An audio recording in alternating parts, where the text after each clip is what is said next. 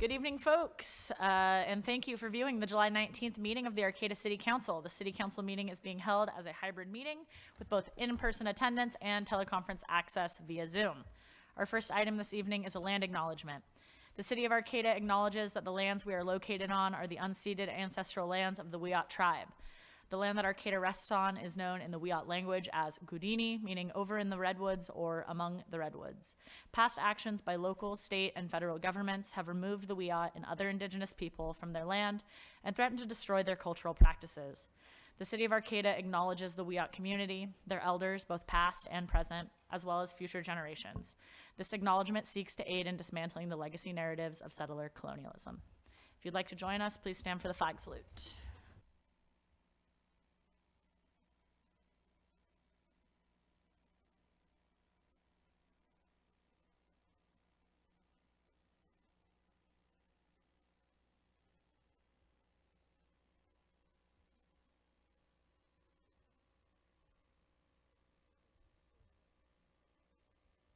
All right, will the city clerk please call the roll? Mayor Schaefer, Here. Vice Mayor Matthews, Here. Councilmember Atkins Salazar, Here. Councilmember White, Here. Councilmember Stillman, all present. So this is a reminder, if you wish to make comment during the meeting, either at the 2 open public comment periods or for an individual agenda item, there are 3 ways to do so. If you're here in person, please line up behind the podium when the item you would like to speak on is accepting comment. If you're logged onto Zoom, you can click raise your hand when it's time for public comment on the item you wish to speak. And if you're on your phone, press *9 to raise your hand, and when it is your turn, you will be prompted to dial *6 to unmute. For each item, we take in-person public comment first and then move to online comments. We will not be going back and forth, so if you want to comment, please either line up or raise your electronic hand as soon as public comment is being accepted for that item. We'll start our evening with our 2 ceremonial matters. Tonight we have a proclamation recognizing July 2023 as Parks and Recreation Month, and Vice Mayor Matthews will read this proclamation. All right, my favorite month. The City of Arcata has proclamation recognizing July 2023 as Parks and Recreation Month. Whereas Parks and Recreation makes lives and communities better now and in the future, and whereas it is established through statewide public opinion research that 98% of California households visit a local park at least once a year, 2 in 3 households visit a park once a month, 50% of households participate in an organized recreation program, and most park use is with family and friends. And whereas Arcata has emerged from COVID-19 pandemic to fully offer recreation programming, support more special event activities than pre-pandemic levels, and construct a variety of significant park improvement projects at Redwood Park, Bloomfield Park, Carlson Park, and the Arcata Marsh and Wildlife Sanctuary. And whereas residents value our local parks for access to outdoor spaces as a place where everyone can play and be active, exercise, enjoy group sports, and have access to serenity and inspiration of nature while preserving and protecting our natural, historic, and cultural resources. And whereas the residents of Arcata, including children, youth, families, adults, seniors, businesses, community organizations, and visitors benefit from the wide range of parks, trails, open spaces, sports fields, tennis courts, facilities, and programs, including community-wide special events, camp programs, and health and wellness opportunities provided by the Recreation and Parks Division. Now therefore be it proclaimed that the City Council of the City of Arcata hereby recognizes July 2023 as Parks and Recreation Month. The Council reminds the community that parks make life better and urges all its residents to enjoy parks and recreation's benefits of enriching our lives and the experience of our visitors while adding value to our homes and neighborhoods. Dated July 19th, 2023, signed by Sarah Schaefer, Mayor. And accepting this is Sheldon Heath, our committee chair.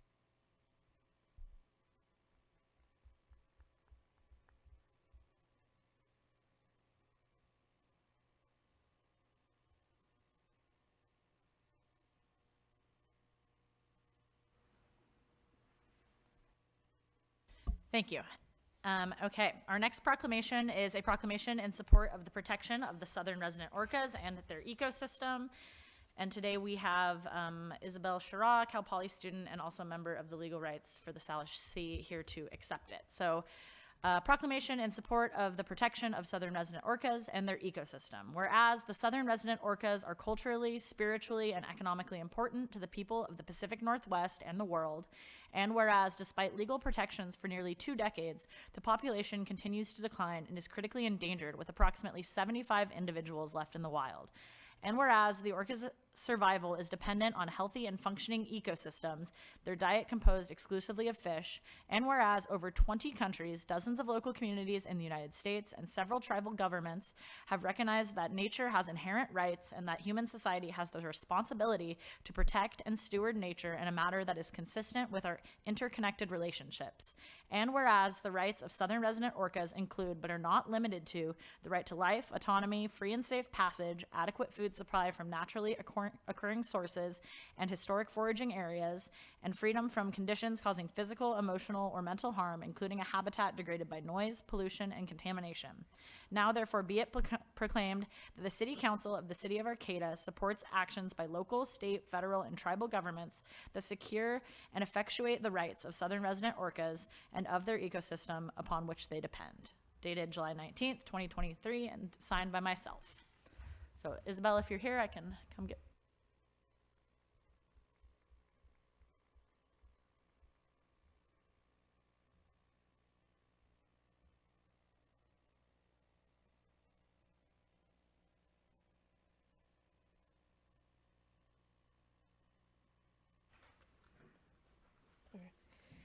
So I just wanted to say thank you to all of you for giving me this opportunity to speak in support of my proclamation.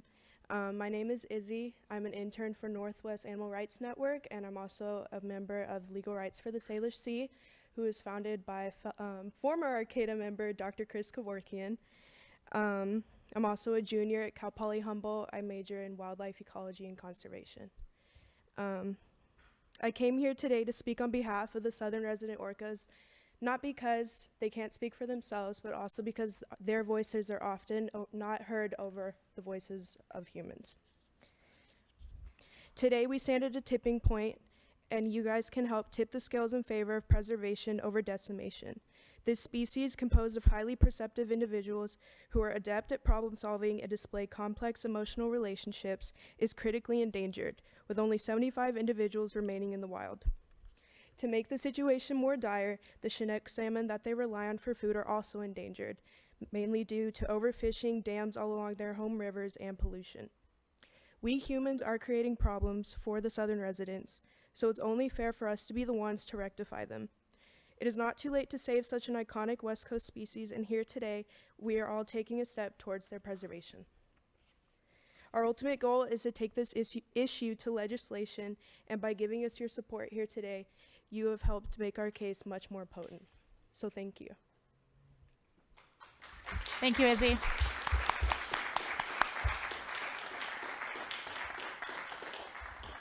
All right, that takes us to our next item on our agenda tonight, which is a report by commission or committee. And so this evening, we have our annual report from the Parks and Recreation Committee. So, take it away. Thank you so much.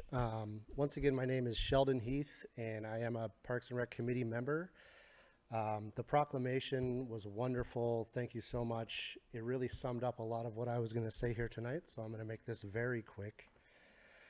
This is my 13th or maybe 14th report that I've seen as a committee member, and I'd just like to take a moment to give thanks and recognize the massive amount of work and organization that goes into putting this document together. I hope and I'm sure the council realizes how lucky we are to have this group of talented and hard-working staff to help create a community with our people, our parks, and our programs. Thank you so much, staff. So quickly, I'd just like to highlight some things in this report. Like what was already said, the reopening of recreational programming has gone very well. The Recreation Department has exceeded pre-pandemic programming opportunities for our community. This includes pop-up programming in Valley West, such as the circus at Carlson Park, a horse basketball tournament in Valley West Park, And as I heard one community member put it, the cutest bike rodeo they had ever seen at Carlson Park, which was done in partnership with Cunha. Also in Valley West, if you haven't gone and seen the murals in Valley West Park, including the one on the basketball court, I'd recommend you go take a look. They are fantastic. Outside of Valley West, a couple of highlights are the completion of Shea Park exercise and play equipment, and what I think was a very successful community outreach for the design and planning of the Bloomfield Neighborhood Park. That's going to be a gem. Once again, thank you to the city staff and volunteers, and a big thank you to the city council for your support of the Parks and Recreation programming. Please remember when you're making decisions about the future of Arcata that we really can help create a community through people, parks, and programs. Thank you so much. Thank you so much. Questions, comments? Yeah, I don't know if any other council members have any questions about the report, but just a big thank you to you and the whole committee and staff for putting together, again, such a comprehensive report too. There's a lot of great information in there, so thank you so much. Oh, thank you, Sheldon. I just really did want to give a shout out to you all for in appreciation of all the dedication that you guys have done, the committees, staff, your liaisons. We all are very grateful for all of the members of the liaisons who serve all of our committees. But you guys have brought a lot of fun things, as you mentioned, to Valley West. The bike rodeo was a great success, as you mentioned, the circus. We also had a lot of pop-ups, so we appreciate that. Gave some summer fun for the residents, which was the horse basketball, and the Ink People's Project Rebound that you had mentioned, the basketball court, and also the murals that were done. Workshops with the Mural Man were all community-led, which were really giving the people a voice. This is what they had asked for, and so it came to fruition, so it was super exciting for the residents out there. And we really appreciate all of the ongoing support and upcoming events that are coming. So thank you for all of the work, and super excited about the groundbreaking happening at Carlson Park, probably at the end of this month. Yeah, So it's going to be great. great. Thank you again. Thank Okay, you well, all. thank you, Sheldon. All right, so that'll take us to early oral communications. And so this 15-minute time period allows people to address the council on matters that are not on the agenda. So if you are here to speak about something related to the general plan or the Gateway Area Plan, I would please ask you to hold those comments till we get to that item. So other folks that are here to comment on non-agenda things have their chance, but you'll have 3 minutes on that item later. So no, pursuant to the Brown Act, council members cannot discuss or take action on items not listed on the posted agenda. And at the end of all oral communications, the council may respond to statements, and supported requests that require council action will be set for a future agenda or referred to staff. So speakers will be limited to 2 minutes at this time. So if you have one of those cards, please make your way to the front for your comment. Or if you are online, please raise your hand on Zoom or press *9 to raise your hand on the phone. All right. Shout out to everybody who showed up in support of the Linear Park. Thank you.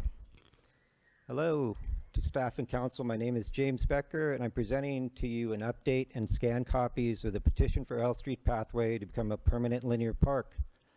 I'm happy to report the number of signers are up over 1,000 and counting from the paper petition and the online one at arcatalinearpark.org. The petition reads as follows. We support the existing L Street bicycle pedestrian pathway to be officially designated as a linear park from Alliance Road to Samoa Boulevard, and that this linear park be preserved and enhanced as a green space for recreation, play, and community. We also support the spoken recommendation of the chair of the Arcata Transportation Safety Committee at its August 2nd, 2022 meeting. Quote, revise the circulation plan that eliminates L Street as being considered for new streets and car traffic. This area is recommended to become a car-free linear park that prioritizes people. A common sentiment has been shared while gathering signatures from the community. The best use for the L Street Rails with Trails corridor is to be preserved for future residents, visitors, travelers as a linear park. The worst possible outcome would be pave over large percentage of open spaces for an additional through road. Signers include a broad spectrum of community members, from Arcata residents to Humboldt Bay area, and numerous council members, committees, commission members, and in addition to assembly members and supervisors. A common appreciation for L Street is its potential and its simplistic beauty. It's a diamond in the rough that shouldn't be squandered on a couplet. I ask you to preserve L Street and make it a unilateral safety improvements on K Street. Thank you.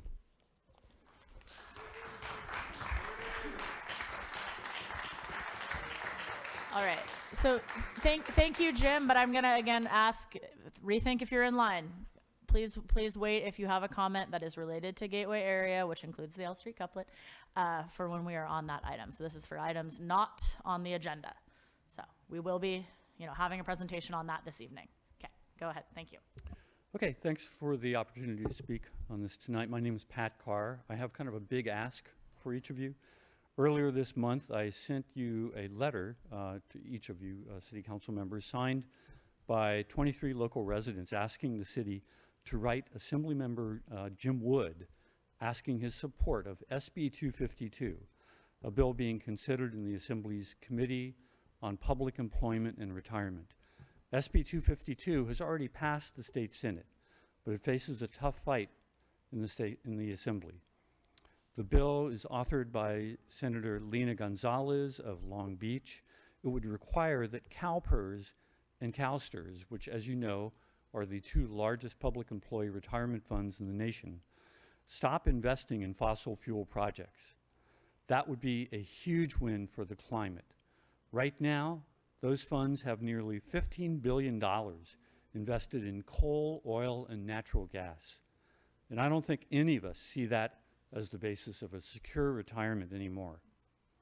And this is important to you on the City Council and to all Arcata residents because we've shown a commitment to halting climate change. We've retrofitted buildings with solar panels and heat pumps, encouraged residents to bike and walk when they can.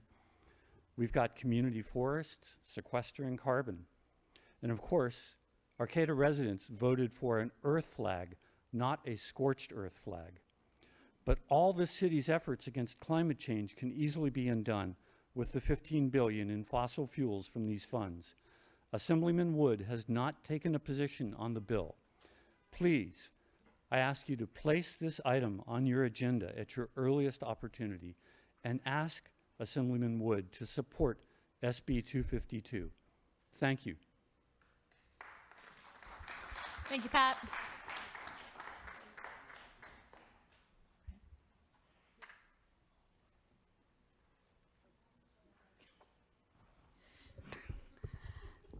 I'm dropping things, but I'm not picking them up because my back is out. My name's Joanne McGarry, and I did send an email to the city council and the city manager yesterday, I do believe, and I didn't hear back from any of you, which sometimes I do hear back from one of you. I guess it's sort of important for me to know that you at least saw it. So just some type of saw your email or see you sent an email would be appreciated. But I was in that email talking about 4 major things: ceremonial matters, staff reports, the climate emergency that the world is facing, and some lack of what I think is transparency and maybe even honesty in what's going on behind closed doors at the city in regards to some issues that in the public forum seem to be going in one direction, and then I come to understand they might be changing. So I just wanted some clarification on that. But I'm going to speak tonight about the climate emergency. As we all know, the world is in hot water, or hot air, perhaps. And we here in Arcata can do so much more as a small little college town on the north coast of California to thwart what's coming worldwide by taking our own individual action as a community to stop fossil fuels, including the landscaping tools that the city consistently uses on the ball fields, the plaza, and out trimming the hedges. That is not to be tolerated anymore. Our draft climate action plan for the county says reduce greenhouse gas emissions. That's the way you can do it. I want some solid action with our city right now on climate. Thank you. Thank you, Joanne.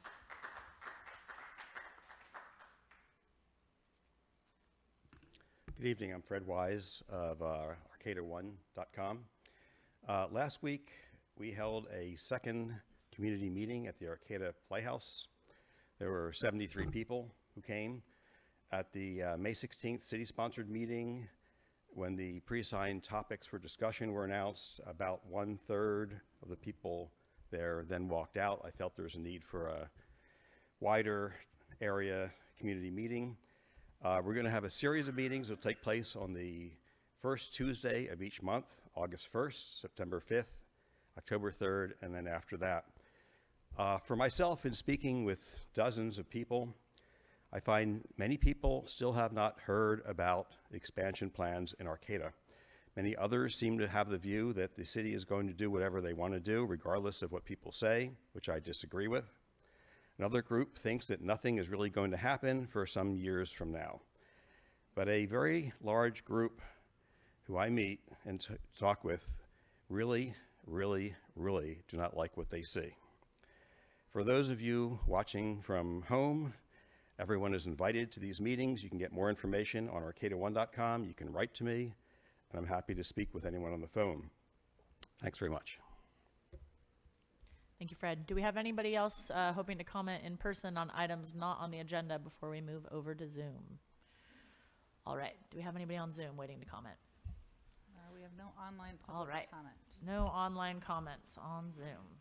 All right. Well, then we will keep moving on to get through to the agenda item many folks are waiting for. All right. So that takes us to the consent calendar. All matters on the consent calendar are... Okay, well, I've invited you up to the podium, and again, for items not on the agenda. So if it is related to Gateway or L Street Couplet or anything like that, we're gonna hold off on those. Okay, thank you very much for hearing from us. We don't feel listened to. There are over 1,000 people now who have signed the petition. We don't feel like our representatives represent us anymore. If you have that many people signing a petition in your community who care about this issue, and it's really important to keep the open spaces in our community, to keep some of the parks and not just build a concrete jungle, so to speak. You know, and you've had so much focus on the Gateway plan and very little on the the general plan until recently, until, you know, the last few weeks during the summer when everyone's gone. Was that by design? I don't know, but what I want to tell you is that you're not listening to your community, and we're paying attention. We're noticing that, and you really have to start paying attention yourselves.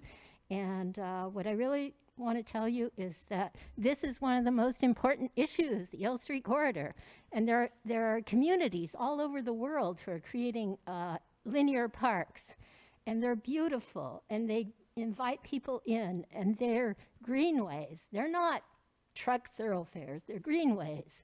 They make people feel like they're in nature and like they have a respite from all the urban environment. So I'm just asking you to consider that this is something that the community wants, and take it seriously. That's all I have to say. Thank you very much. Thank you. And again, I don't like cutting people off, but if you're going to talk about the L Street Couplet, please hold that comment until we're on that agenda item. This is for matters not on the agenda. So if you want to talk about divesting from fossil fuels or gas lawnmowers, that's great. Okay. But if you want to talk about the Gateway and the general plan, please hold those comments. All right. Thank you. Okay. So now we're going to move, and you'll get 3 minutes later. That's better than 2 minutes now, I think. But okay, so that's going to move us to the consent calendar. All matters on the consent calendar are considered to be routine and are enacted in one motion. There's no separate discussion of any of these items, and if discussion is required, that item can be removed from the consent calendar and considered separately. At the end of the reading of the consent calendar, council members and members of the public can request that an item be removed for separate discussion. So item A, approve the minutes of the city council meeting of June 21st, 2023. Item B, our biweekly report on disbursements. Item C, approve a memorandum of understanding between Humboldt County and the city of Arcata for regional edible food recovery program manager position, and authorize the city manager to execute all applicable documents. Item D, award a contract in the amount of $217,900 to SHN for engineering, design, and construction management services for the Arcata Ballpark Improvement Project, and authorize the city manager to increase the contract amount up to $10,895, 5%, for a total of $228,795,000, and authorize the city manager to execute all applicable documents. Item E, approve the project plans and award a construction contract for the Bloomfield Park Improvement Project to Hooven and Company Incorporated in the amount of $39,037, and authorize the city engineer to increase the contract amount by up to $3,903.70, 10%, for a total not to exceed $42,940.70, and allow for any unforeseen contingencies, and authorize the city manager to execute all applicable documents. And item F, amend the contract in the amount of $30,960.73 to JHD Incorporated for professional services for environmental documents, design, plans, specifications, and estimates for the Old Arcata Road Improvement Project, and authorize the city manager to execute all applicable documents. So are there any council members that would like to remove an item from the consent calendar? All right, anything from staff or any members of the public? If you do want to remove an item from consent, please come up to the podium to do so. All right, then I will need a motion for the consent calendar. So I would move for adoption of the consent calendar. I'll second. All right, we have a motion and a second. All in favor? Aye. Aye. Aye. Okay, motion carries unanimously. Thank you, folks. And then we will fly right by old business and into new business. So item A under new business is to conduct a public hearing to hear objections or protests from landowners listed on the report of 2022 lien letter recipients of delinquent garbage accounts and fees, and make revisions or corrections to the report as the council deems just, after which adopt resolution number 234-02 confirming the report of 2022 delinquent garbage account fees for lien. And we will have a staff report from Environmental Services Deputy Director Emily Benvey. Good evening, council and community members. The item before you this evening is a routine annual item where Recology regularly sends both customers and owners of properties who are delinquent, aka behind in their monthly payments, a letter. They send those letters every other month, sometimes every month, notifying folks when they're behind on payments. And then after the calendar year ends, we go through a process with Recology where we get the account numbers and the amounts that have continued to be delinquent from the previous calendar year, which ends up becoming liens on properties that gets passed on to the assessor in August of the year. And so this part of the process is we notify all customers and owners who have delinquent accounts that their amounts are delinquent. They have an opportunity to protest those amounts tonight before you. And then if those amounts are not resolved or paid, then they get moved forward to the assessor's office to be placed as liens on their properties. Excuse me. This year, I took a look at the list of delinquent accounts compared to last year, and we have a pretty comparable number of accounts that are delinquent for what we see typically year over year. We have about a $10,000 increase in the overall amount, and that's primarily due to one account holder who has a really large outstanding bill that's $8,000 or so. So all of that is to say that in general, we're pretty on track with what we see year over year. We got pretty few calls in terms of folks who are unsure what they're getting letters for or how they can pay, or property owners that have changed hands. So overall, it's been a pretty routine process, and we are ready to move forward if the council makes recommendation. All right, do we have any questions from the council before I take it out to public comment? All right, let's take it out to public comment. Anybody here in person to comment on delinquent garbage bills or online? There's no online public comment. All right, well then, I'll need a motion. I'll make a motion that we adopt resolution number 234-02, confirming the report of the 2022 delinquent garbage account fees for lien. Okay, so we have a motion by Councilmember Atkins Salazar and a second by Councilmember Stillman. All in favor? Aye. Aye. All right, motion carries unanimously. Thank you, folks. That moves us on to item B, which is a public hearing for the closeout of Arcata's Community Development Block Grants, CBDG, 17-CDBG-12017, accomplishments, disencumbrance, and acceptance of two planning only activity reports. Take it away, Director Loya. Yeah, good evening, Mayor and council members. This one is kind of a mouthful. It's a big action, but it's really just reporting out on the 2017 grant that we received, amended and added funds, and then got extended to complete the projects. Most of these projects were ongoing through COVID, and so there were a number of changes that happened during that time frame.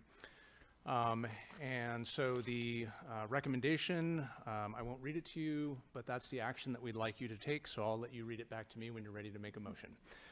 On the second page, packet page 132, you'll note a breakdown of the award amounts, the amounts that were funded through program income. And notably, I think there was some interest in the amounts that were unused and to be disencumbered. Now, I do want to put a special note on this piece or draw your attention to this because, of course, we don't like to disencumber funds. That means we're giving the funds back to the state or not drawing on those. But the amount of funds that we're disencumbering is roughly equal to the amount of funds that the state awarded us in addition to what the original contract amount was. We were hoping that we were going to be able to do a little bit more with the UV system for the wastewater treatment plant than we were actually able to do. And those were completely outside of our control based on supply timelines and the time that it took to ramp that project up. We funded a number of other activities, including all of the economic development supplemental activities that occurred through, you'll see on the bottom of the page there were a number of... Okay. I'm getting the thumbs up from the city manager. That's a good thing. There were a number of economic development projects that we worked on. Many of these were associated with our business loan program that we, again, ramped up real quickly through COVID to try and help businesses make ends meet through that pandemic. Overall, I think the city can feel, proud of the work that we did with this. It included some of the initial work, the infill market study for the Gateway Area Plan and general plan amendments that we were able to accomplish during this time frame. And we've included samples of those work products along with resolutions for the city council to formally adopt them. Former city councils did adopt them, but not by resolution, so we're bringing that for you by resolution to satisfy CDBG requirements. I'd be happy to answer any specific questions you have about the accomplishments. And one of the points of having this as a public hearing is to ensure that anyone in the public who wishes to make comment on the accomplishments and closeout report may do so. So with that, be happy to answer any questions you might have and look for a motion that includes the lengthy motion on the first page of the staff report. I just want to say, this agenda item gave me a really good opportunity to reread through the infill study, and it brought up a lot of questions when I had rereading it. I don't think a lot of them are appropriate to talk about now, but I've written down 2 pages of things that might be appropriate to talk about during study sessions, so I won't go into it now, but yeah, it was an interesting reread, and it brought up a lot of interesting points for me, both about what's happened before and what we're going to do moving forward. I do have one question that I will ask about these program income funded activities. Do you have to apply for that? How do we decide who gets that money? Yeah, so the individual activities to the business owners that you see where we spent much of the money, those were application-based programs. Folks had to come forward and demonstrate that they satisfied the program requirements. And then we'd go through the underwriting, and when we were done with the underwriting, we'd be able to make those loans. For the other activities you see here, the rehabilitation multi-unit residential, that was the Arcata Gardens project. The planning only, community development, no activity delivery, that was another city plan that we did. And then there was some general administration that we put program income to. the way that CDBG ran their program income at the time when this grant was active was that if you had additional activities, or if you had program income, you would add supplemental activities, is what they call them, that were above and beyond the activities that you'd applied for, to ensure that you could draw those funds down and so that you could draw down grant funds. And so that's kind of how we balance that. Thank you. I was just curious on the Economic Development Cafe Phoenix. We found out like that the Big Blue Cafe had employee retention requirements and it was met and the loan was forgiven. And it looks like we were able to, the Vegan Micro Enterprise Grant was able to repair damages. Do we have any updates for Earthly Meat or Body Free and how that worked out for their strategic marketing and, yeah. I don't have those details with me at this time. And I was just looking at, I was part of the Planning Commission when we did the housing element. And I know that so much has happened since then. We were in the midst or in the height of the pandemic, and this was pre-pandemic. We're going to do another update sooner than later to reflect what's really been happening in the housing element portion of that. The housing elements are on a state mandated cycle. Yeah, I understand that. I guess I was just wondering that so much has happened while we're not required to do it. Cal Poly Humboldt has expanded. We have an influx with regards to fire and climate refugees. Just so much has happened since 2019, and we will be waiting. When is that supposed to be, when we would update it again? 2027. Okay. It'd be great if we could maybe do it even I don't know. I mean, that's a lot of work. I understand that. I think a lot of the work that we're doing right now with the general plan is kind of reevaluating those needs and reassessing those needs. So I think you'll have an opportunity to do that through that process. So we'll be writing it as we go, and by the time we hit the 2027, we'll have done all our work anyway. I wouldn't say that, no, but I would like to say that, but I don't think I can. Okay, thanks. But I do see what you're talking about, Kimberly, like the RENA numbers are probably all different and stuff like that, and I'm sure that that's something that's going to be addressed as we move forward with the general plan, Chris.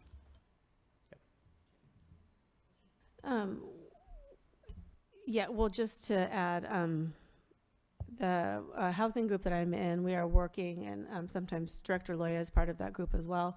And we've had someone from the Department of Finance. We've got someone from the Department of Finance coming to talk to us about how the numbers are created, because we did already meet with somebody from, I think it was HCD that came, yeah, because though they show our population to decline, and I think we all know that's not what's happening, and so we're trying to find out.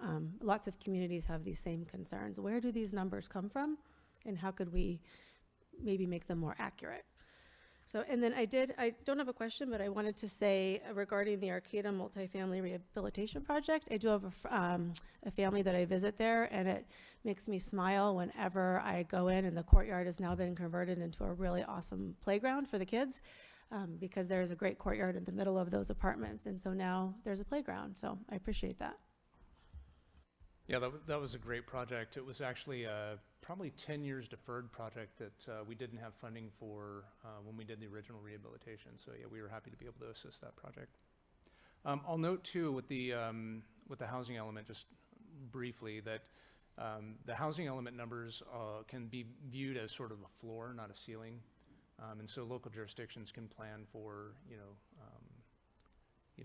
for more than what is required through the RENA.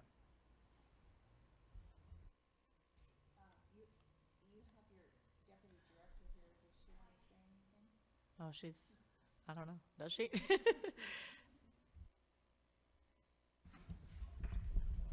No, I just want to apologize for being late, and if there's anything that I can answer on the staff report, I'd be happy to. I don't know if David talked about the disencumbrance or kind of the reasons why we disencumbered, but apologize for being late. Thank you, Jen. All right, if there's no other questions from the council, an important part of this item is to open up a public hearing to consider the closeout of the 17 CDBG 12017 grants. So that means we shall open this up for public comment, for public hearing. So if you would like to comment on the CDBG, please come up to the podium. Thank you. Thank you. I'm Fred Wise. First, thank you to staff for the management of the CDBG funds and all the work that that entails. There's no requirement that we look at the housing element or update it, but we might consider an informal review. It was adopted 3.5 years ago. We're just about halfway through the 8-year housing element cycle. And as has been pointed out, much has changed since 2019. 3.5 years ago was pre-COVID, pre-Cal Poly expansion, and pre-California's SB 9 Act and other measures. The housing crisis in Arcata has certainly worsened since then, and this housing element does not reflect this. This element shows a population growth scheduled for Arcata for the 10 years from 2020 to 2030 as only 375 people, 1/5 of 1% per year. The figures from our community development department now show an exponential increase of 1.5% per year. Over 10 years, we're not looking at 300 or 400 people, we're looking at 4,000 or 5,000 people over the next 10 years by 2030, 7 years from now. That is 10 times as many people as are listed in the housing element. In 2019, housing prices were about $370,000, today about $500,000. A one-bedroom apartment in 2019 was under $900, today over $1,200. There's 25 implementation measures that are listed. Some have timeframes, dates that have already passed. I think a review is called for to determine what's useful in this document and what's obsolete and not of any value to us. On the infill market study, I found that very interesting. It's 2.5 years old. I'll note there is a section on the gateway plan, but it's called a specific plan in that study. Now, this is just a study, I understand. The study calls for the truck traffic on K Street to be routed over to an improved O Street. Building costs today are about 30% higher than just 2.5 years ago. For a family earning $90,000 a year, it shows a feasible home purchase price of $360,000, which I don't believe is any possible. And in its list of the top 20 employers for Arcata, the study is missing some major players, including Cocotat, North Coast Children's Services, and Wing Inflatables is not listed. And somewhat amazingly, it has a section describing the cost of annexing 358 acres of farmland on the west side of Arcata, which was a scenario that was being considered at that time. Thanks. Thank you, Fred. All right, do we have any other in-person comment on CDBG? All right, take it online. Is there anybody? All right. Well, that being said, either any follow-up questions or thoughts, or we can entertain a motion in a second.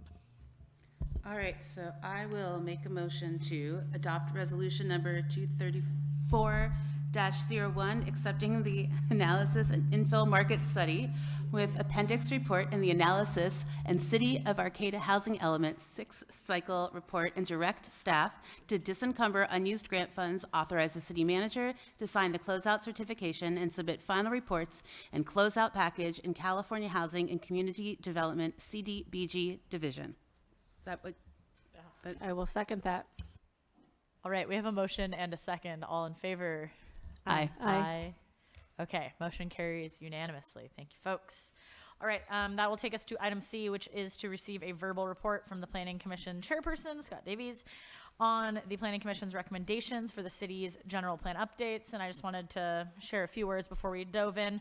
But just to express my appreciation, first of all, to the Planning Commission for their dedication throughout this process and really, agreeing to work with the council and get us some recommendations in a timely fashion, and also to meet for some extra meetings and meet on the weekends. It's not easy work, and so thank you guys very much for taking it seriously and getting this to us this evening.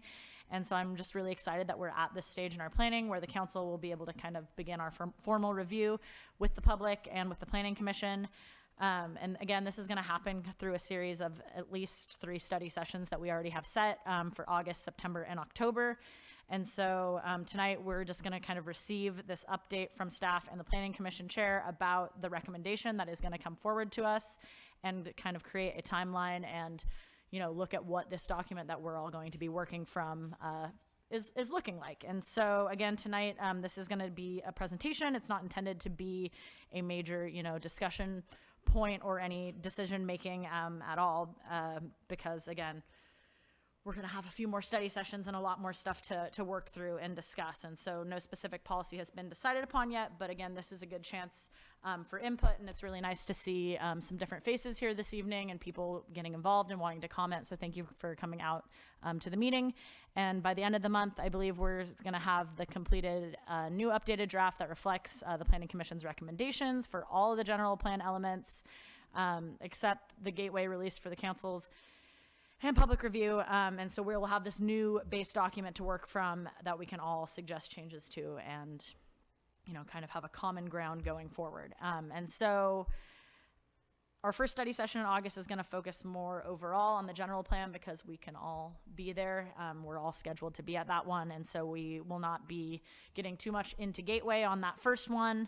And so again, tonight's presentation is going to start with the overall general plan recommendations and the timeline for that, and then it will move on to the Gateway update. So we'll kind of break a little bit at that point and let our colleagues that need to recuse themselves to leave the room. So again, thank you to the Planning Commission and thank you to the Community Development Department for all the work that you guys have done. And I'm going to turn it over to Director Loya and Chair Davies. All right. Well, good evening, Mayor, Vice Mayor, and council members. It's exciting to finally be here at this milestone and before you this evening. I appreciate the opportunity to provide an update this evening on the Planning Commission's review of the general plan, Gateway Area Plan, and the associated Gateway Code. The Planning Commission has taken many, many hours of public comment, has received numerous letters expressing a wide array of opinions, and has had countless interactions with our fellow residents, from the grocery store to the farmer's market, from crabs games to marsh walks. We've also looked at recommendations from a number of city committees. The Planning Commission recognizes the housing crisis impacting our town and its associated effects, affecting everything from healthcare to home ownership, rental prices to homelessness, all of which lends urgency to our work. We've also looked closely at the increasing pressure from Sacramento and the state government on communities across California to increase housing development, as well as the growing enforcement pressure from the state, which could result in the state permitting projects in our town if we do not keep up with state-mandated housing goals. We recognize that Arcata will grow, and take it as a given that people will continue to move here. The question, therefore, isn't whether Arcata should grow, but rather, how will we grow? The Planning Commission has taken the view that thoughtful development, which incorporates community input, is environmentally responsible, elevates our values of inclusion and diversity, and which retains as much autonomy from the state as possible in our development path, is the best way forward. The result is the recommendation we finalized, as promised, at our July 11 meeting. Since council members Atkins, Salazar, and Stillman will need to recuse themselves from the gateway topics, I'll start by focusing on the general plan, and then I will pause for the transition to the gateway-related topics to allow for those recusals. Despite being on the far north coast, the city of Arcata is not shielded from the statewide housing crisis. In many ways, we feel the pinch more than other parts of the state since wages are lower, housing costs are respectively higher, and yet the cost of production is equal or higher than state average, and yet housing costs are lower. Together, all of this means it is less economical to bring new housing to market here. On top of that, our inventory of available land for housing production is dwindling, with fewer than 286 housing units left in our 2019-2027 housing element inventory. In fact, the Gateway rezoning was a housing and community development condition of its 2019 housing element certification. Adding in the pressure from the state, which is applying to hand over land use decisions for housing production to developers if cities are not proactive, it's imperative that we develop policy and zoning that supports rapid development of housing in the way we, as Arcatans, wish to see it developed. On July 11th, the Planning Commission voted to recommend that June 27, 2023 draft general plan for the Council's consideration. This version included thousands of hours of combined review over the last year and a half between commissioners and committee members, as well as the countless hours invested by the community. While there is a diversity of opinion in our community on key issues, the recommendation the Commission made weighed all of the public input we received, as well as the recommendations of the various committees. We recognize and anticipate additional modifications may come from the ongoing public process. While there may be polishing, the June 27 draft provides the Commission's suggestion for the policy framework for our community for the next 20-year planning period. We look forward to discussing the details with the Council at our upcoming joint study sessions in August, September, and October. I want to share with you some of the major issues we grappled with in our deliberations by highlighting the issues that generated the most discussion. Agricultural resource preservation generated the most extensive and diverse comments. The Craftsman's Mall infill opportunity zone was proposed to transition from residential low to residential high, and the Commission recommendation is for residential medium density, based in large part on public input. Parking is a major issue in all of our land use discussions. This is also a topic with a clear split in the community. Many would like no parking and road closures to allow better access for bikes and pedestrians. Others would like to ensure each project fully manages its potential maximum parking needs. The Commission also focused on racial equity and social justice throughout each of the elements. In particular, the mobility, land use, historic preservation, and design elements generated rich discussion on various policies to ensure the language was sensitive to bias and proactively set the city up for addressing the differences in outcomes based on race and social status. Our commitment to racial equity went deeper than language review. Staff has been working with Blank and Orem Equity Partners, who convened a stakeholder group to provide input on lived experience of BIPOC community members. Policy was drafted to be responsive to the feedback received. Then the policy was vetted with this same group. The city is also working with Equity Arcata and a broad network to provide input on several policy areas. In addition, the city included a health element in the June 27 draft general plan, which emphasizes racial equity and access to healthy living for all. We as a commission would like to discuss the land use and health elements with you at the joint study session, along with other topics that were of particular interest to the commission and community. These two elements highlight some of the largest changes citywide. I'd like to pause here to address any questions about the general plan, and I'll ask staff to discuss the process moving forward and then transition into the gateway plan. I just wanted to ask a clarifying question about the health element. You know, as far as what is contained in that overall, like what major points does that hit? I know that we're gonna get to see it soon and read it and discuss it with you guys, but what are the kind of the major policy areas that looks at? Yeah, I'll weigh in on this. The health element is a brand new element in the general plan that covers a wide range of health topics, everything from active living to ensuring that there's healthy food available to everyone throughout the community.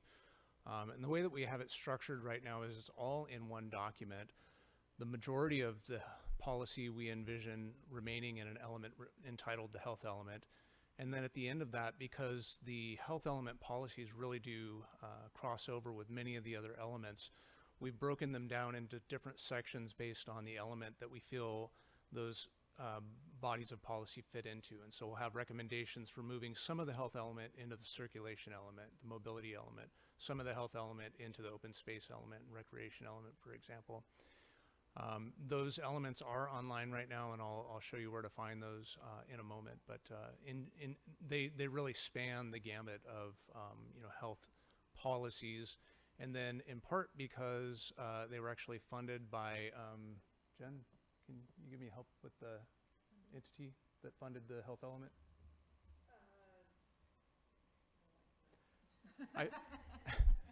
Great partner that will come to me in a moment, but their mission is on tobacco cessation, and so there are several policies around tobacco cessation in there as well. Wonderful. Thank you, David. Any other questions right now from the council at this pausing point about general plan stuff? So I wanted to make sure I heard correctly. You mentioned the Craftsman Mall. Did you mention that? And the zoning change in that one? Yes, I did. But it's not part of the city anymore. Well, that area. Oh, the larger area? Yeah, the larger area, Okay, which is thank you. south of that, Okay. was All right. was part of our discussions. Okay, Yeah. thank you. Yep, you're welcome. Any other questions about general plan stuff? No, but I'm looking forward to the study session, like getting to read it and talk about it. So Us too. Yeah, us too. Everyone on the commission is looking forward to finally being able to work together with City Council on wrestling with some of these issues that we've been dealing with kind of on our own for a long time. So speaking for the whole commission, we're all enthusiastic about being able to work with you over the next 3 joint study sessions. We will get further updates and the work that Equity Arcata has been doing, you said, yes? Okay, and that'll happen before the study session, or we'll have that available for us? Yes, absolutely, and we and I'll show you where again on our website that information is located. The Equity Partners report is up on our website, and I do need to correct just one bit of information that I provided the chair previously for his report about the status of that. The document is planned to be vetted with the original stakeholders. It hasn't been done so yet, but it is on our website, the outcomes from those stakeholder meetings, and it's actually right here, so that's a nice segue. So I just wanted to touch base as I'm going through the process with the council and community on where some of these resources are that'll be helpful for you to review before your study sessions begin. And just to orient folks to where things are. And so we've been tracking all of the public engagement on our Strategic Infill Redevelopment Plan, or SERP webpage. If you Google SERP in Arcata, or if you go to our website, cityofarcata.org, and use the search function, you'll be able to find it readily. But we've been tracking information that the Planning Commission has been generating, information that the committees have been generating, information that are coming from reports. You see those on the left-hand side here, and on the right-hand side under the Public Comments tab, you'll see highlighted in green up there. We've been posting all of the comments that the city receives, either directly or through commissioners that public members have been submitting, and we're trying to batch those now on a weekly basis.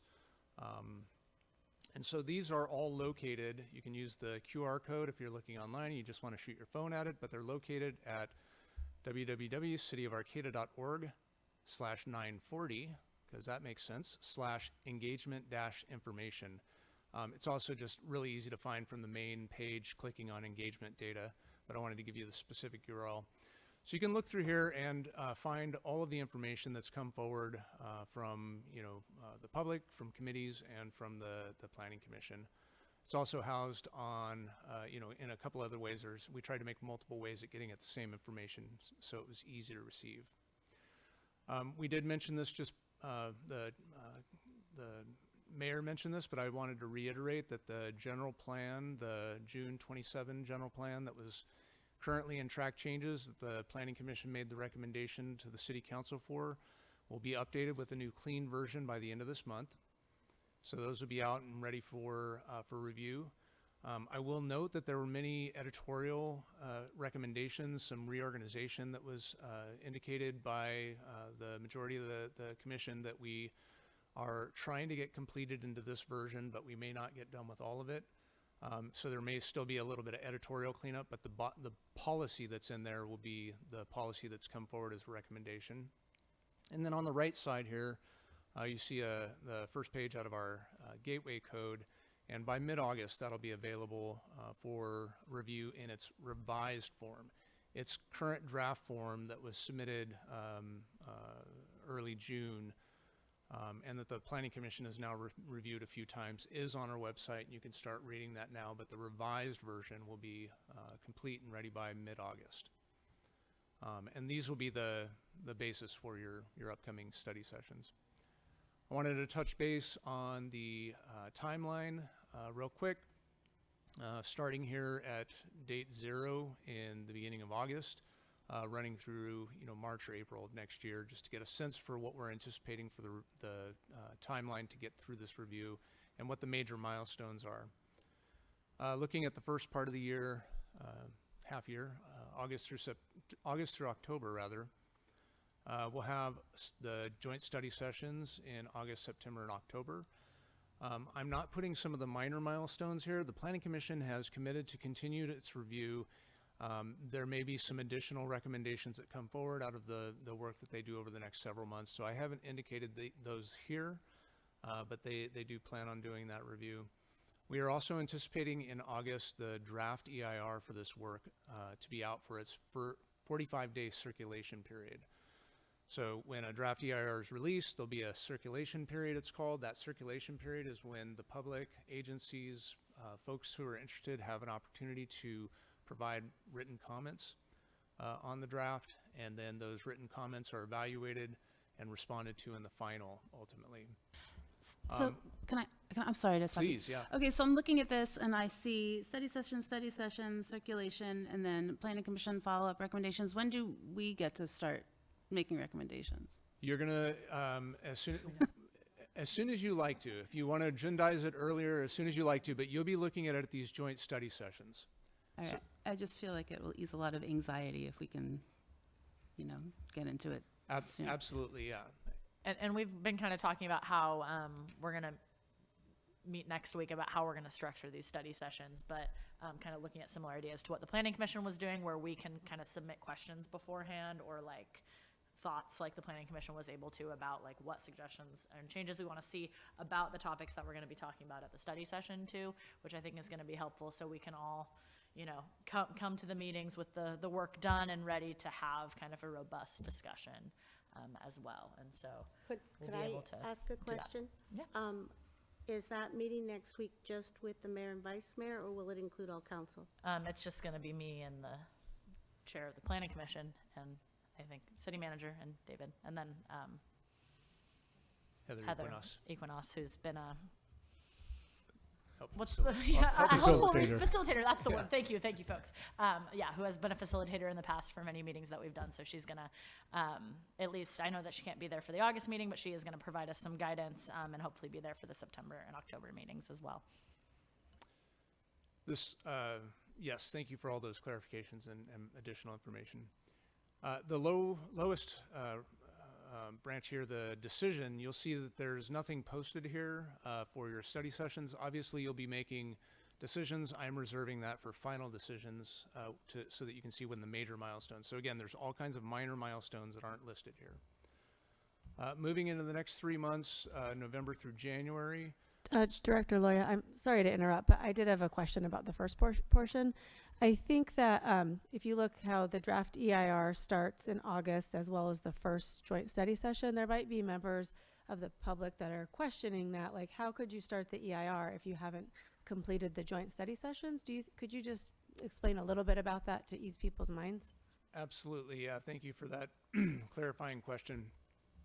The EIR is based on these drafts. The EIR is, I would say, insensitive to many of the changes that we might make that change, policy language, as long as they don't affect the environment. So there is a bit of a risk, a calculated risk that we're taking by circulating the EIR while we're still under review. The EIR is written right now, the admin draft is written such that the sort of the largest project description is being evaluated. And so the city council can always ramp down the general plan, reduce the size of the impacts through, reducing densities or, reducing other kinds of impacts. So, if this is like too granular, let me know, because we're talking about, EIR based on the highest amounts, but what happens with like density bonuses? Is that included too?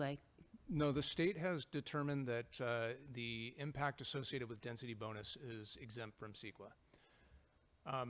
So unless the city council has a decision that, look, we want to double our population estimate or something like that from what it is now, or have some change to the EIR, some change to the general plan that's going to have a significantly higher environmental impact, then we're safe running with the project description as we have it now. Modifying language, polishing it, changing words here and there to better convey, what our vision is, doesn't affect the EIR. Certainly if the city council wants to wait to start that circulation period, we can have that conversation, and if you direct that, we will certainly hold. But I think at this point, it's a fairly reasonable calculated risk to start the EIR process so that you can complete this work in March or Thank you. April. Yeah, thank you for that. So moving into the next 3-month period, the November through January, the major milestones that we have are the circulation period. That 45-day period would end in November. And then in the December timeframe, the Planning Commission will be likely ready to start making some follow-up recommendations. Over the course of those months, Planning Commission will be taking the meetings that it does have scheduled and dedicating at least some time when they, when they aren't reviewing discretionary projects and such, to continue their review, and I anticipate they'll want to formalize that in a recommendation to you sometime in December. Could we just back up for quick? I'm just wondering, so was the decision made that they canceled all of the Planning Commission meetings in lieu of the study session, so we're not going to keep moving, or just, those are canceled? Well, I was just gonna say, they're during when they would have their meetings, so Yeah, I we're mean, just the all having them together. the And there will formal- be public comment, and it will be recorded and televised. So Yeah, just the use- formal use the minds there, process too. for us to be able to work in a joint study session with the city council required us to cancel our scheduled meetings for those time in order to hold a joint study session with you. Yeah, it's like herding cats trying to get us all together at Right. Formally, we had to technically cancel our meetings so that we could then schedule a meeting during that same time with you. So I hope that answered your question. And we will not be rescheduling those regular scheduled Planning Commission meetings then? During No. the study sessions that entire time? We will be holding 2 meetings a month as we normally do. One will be our regularly scheduled Planning Commission meetings, and the second meeting of the month will be our study session with you. So we will be having the same number of meetings that we normally do, but one of them each month will be with you, which we're looking forward to. Did that answer your question? It did, thank you. Okay, great. Okay. Moving into the next quarter, I seem to be missing something. I seem to be missing something pretty critical. Let me zoom out here, and then we'll just do a little workaround. Okay, we'll get that guy out of the way. Okay, so going into the last quarter here, this is where a lot of actions start happening. There's a lot of final meetings in February. The PC, the Planning Commission, will have the opportunity to have its final recommendation, which it will make by resolution to the City Council. The final EIR will be published at that time, and so the Planning Commission will be able to make a final recommendation on the EIR as well. Those are both necessary steps for the City Council to make its decision, is to get a recommendation from the Planning Commission on these general plan amendments, zoning amendments, and adoption of a EIR. So we're going to be making some of these recommendations like concurrently, I guess. So what if we make a decision, then it just will, then the Planning Commission won't have to talk about that anymore? Is that, or? Well, it's good to have the City Council provide policy direction on the types of decisions we're making, absolutely. And so so you may have a study session, or you may have an agendized item where the council makes a decision and says, Planning Commission, we want you to review this body of policy. You will not be able to formally make a decision until the EIR is completed and certified. And so typically what we do is, you can separate those in time. Typically what we do is we have them on the same meeting. So at the same meeting as the Planning Commission is ready to make its recommendation on the general plan, the form-based code, the gateway code, they will also be looking at the EIR, making a recommendation on that. All right, thank you for clarifying. Okay. And so the decision will be a Planning Commission final recommendation on some date in February. That's when the hot potato will be handed over to the City Council, and the City Council will be able to start its final review in March. And that will be, again, all of these documents: the environmental impact report, the general plan, and the form-based code. And so in March, theoretically, you would be able to certify that EIR and take action on those general plan and zoning amendments. This is the sort of best case scenario. Everything lines up and we go in linear fashion. The Planning Commission and the City Council are really in charge of deciding when these actions take place, but staff believes these are the soonest that they could take place if you chose to take these actions. So that's kind of the outline of what all the decisions are. You have those three major ones between the environmental review, the general plan, and then the code, and when they would happen.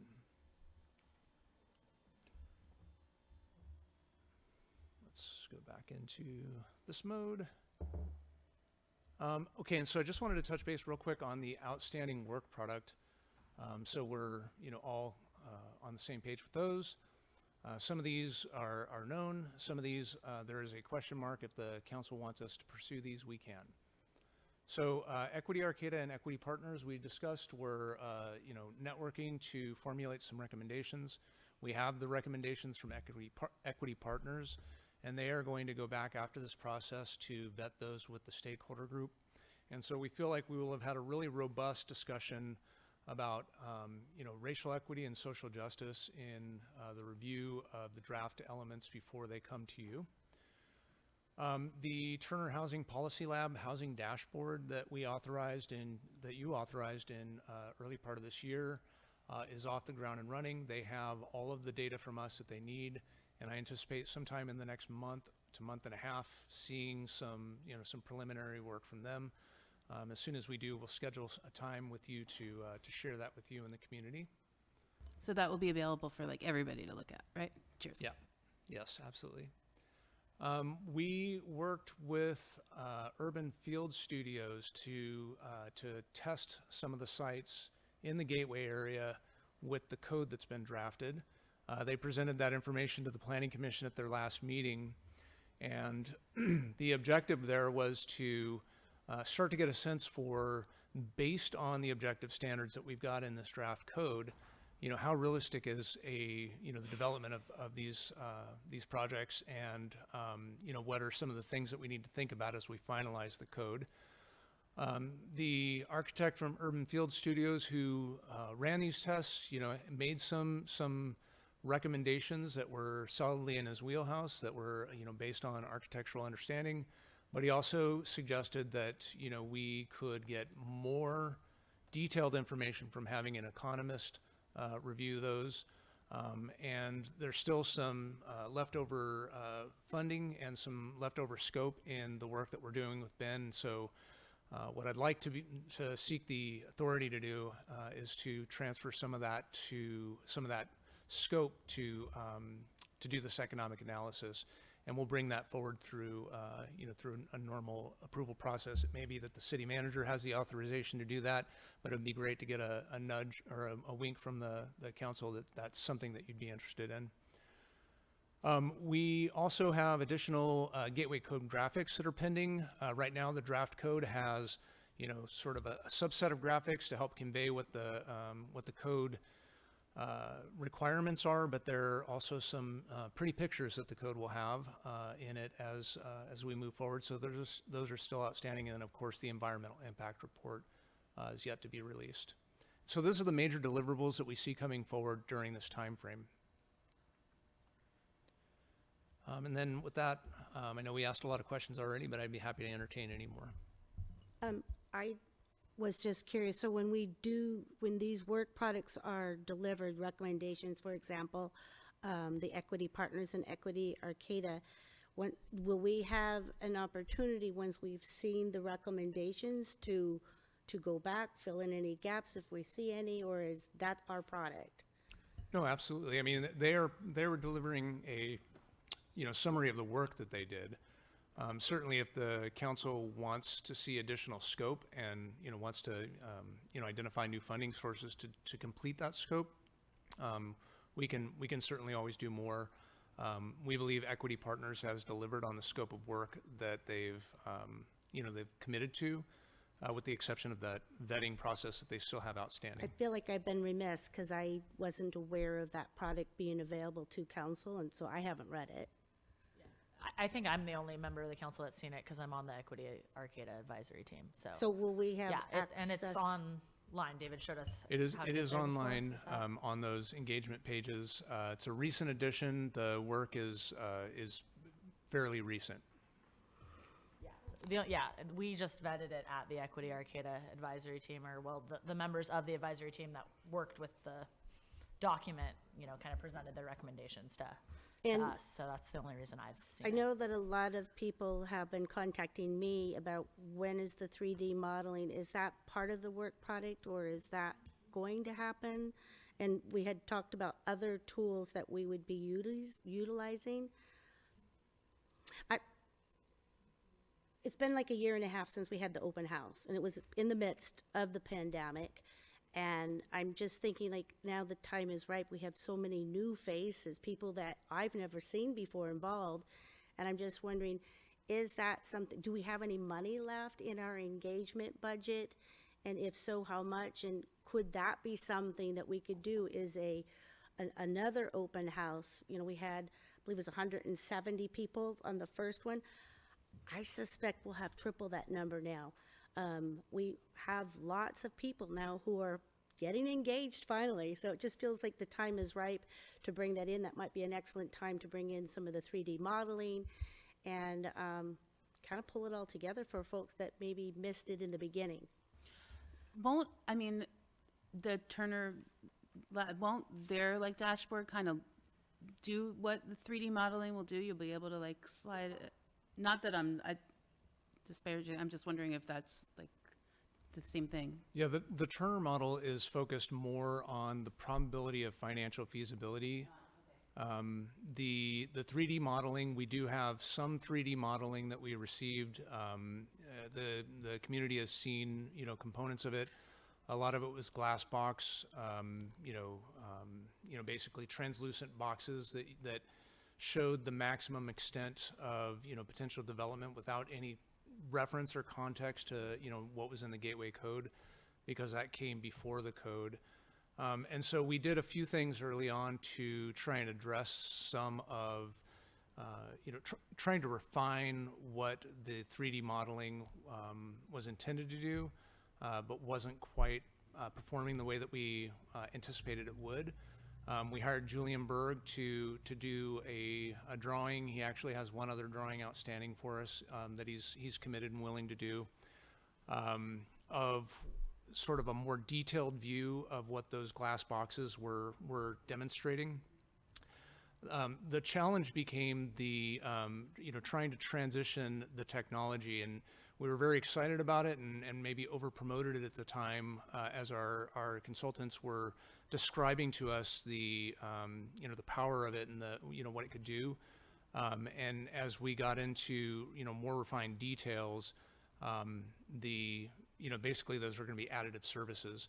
And so trying to do a bunch of 3D GIS work didn't seem feasible anymore, and so we pivoted and had the Urban Field Studios actually do some architecture and drawing instead.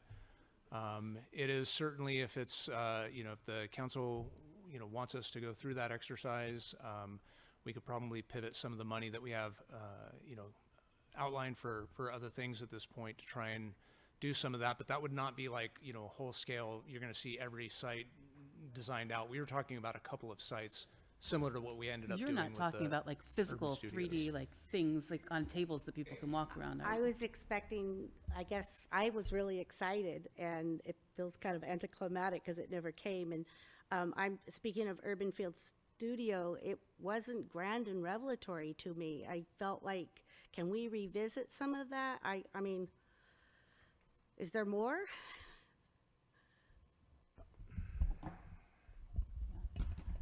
I think in terms of more public engagement, I think the council can choose, whatever path that we want to as we start to move through this council review of the documents.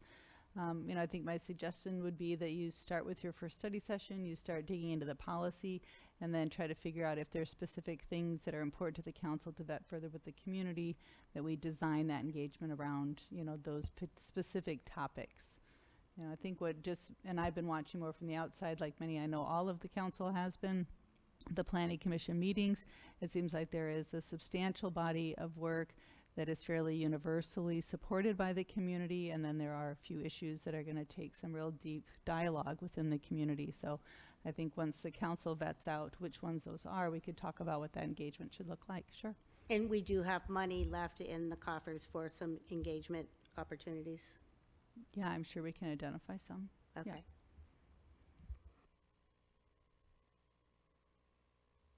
All right, well, I know we have more information to get to, and that folks are waiting, so let's keep going.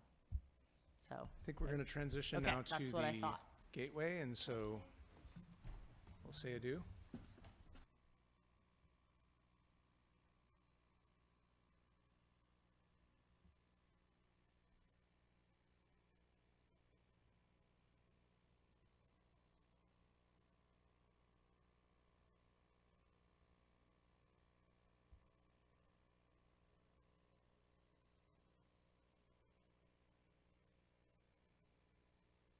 Yeah, and we're receiving the presentation on the issue, and then we're going to take public comment. That is the process of a public meeting.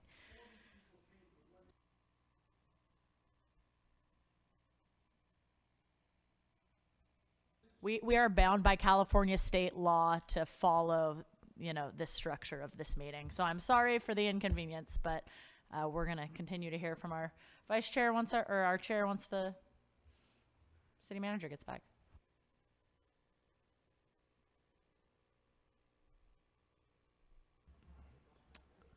Okay. I'm going to transition to Gateway update now. You mentioned briefly, Mayor, bringing comments to our joint study sessions, and I just want to say briefly, and perhaps I should have, to the full council, that at the Planning Commission. Sorry, is that better?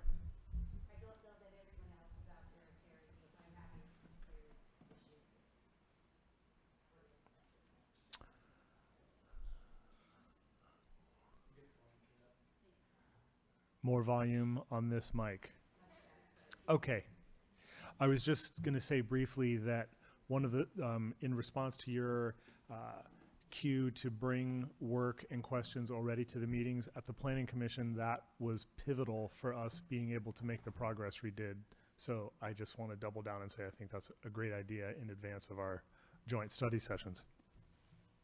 Okay. The Gateway Area Plan provides the policy framework to develop the Gateway area. The Gateway Code is the form-based code that implements the Gateway Plan, and we're now referring to it as the Gateway Code because we found form-based code somewhat confusing for the public. While we generally had several weeks to months to review and consider each of the general plan elements, including the Gateway Area Plan, we've only had the Gateway Code for a few weeks before our recommendation was made on the 11th.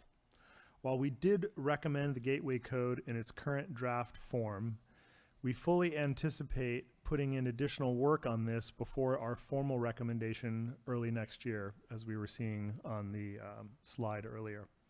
We also look forward to your guidance at our joint study sessions.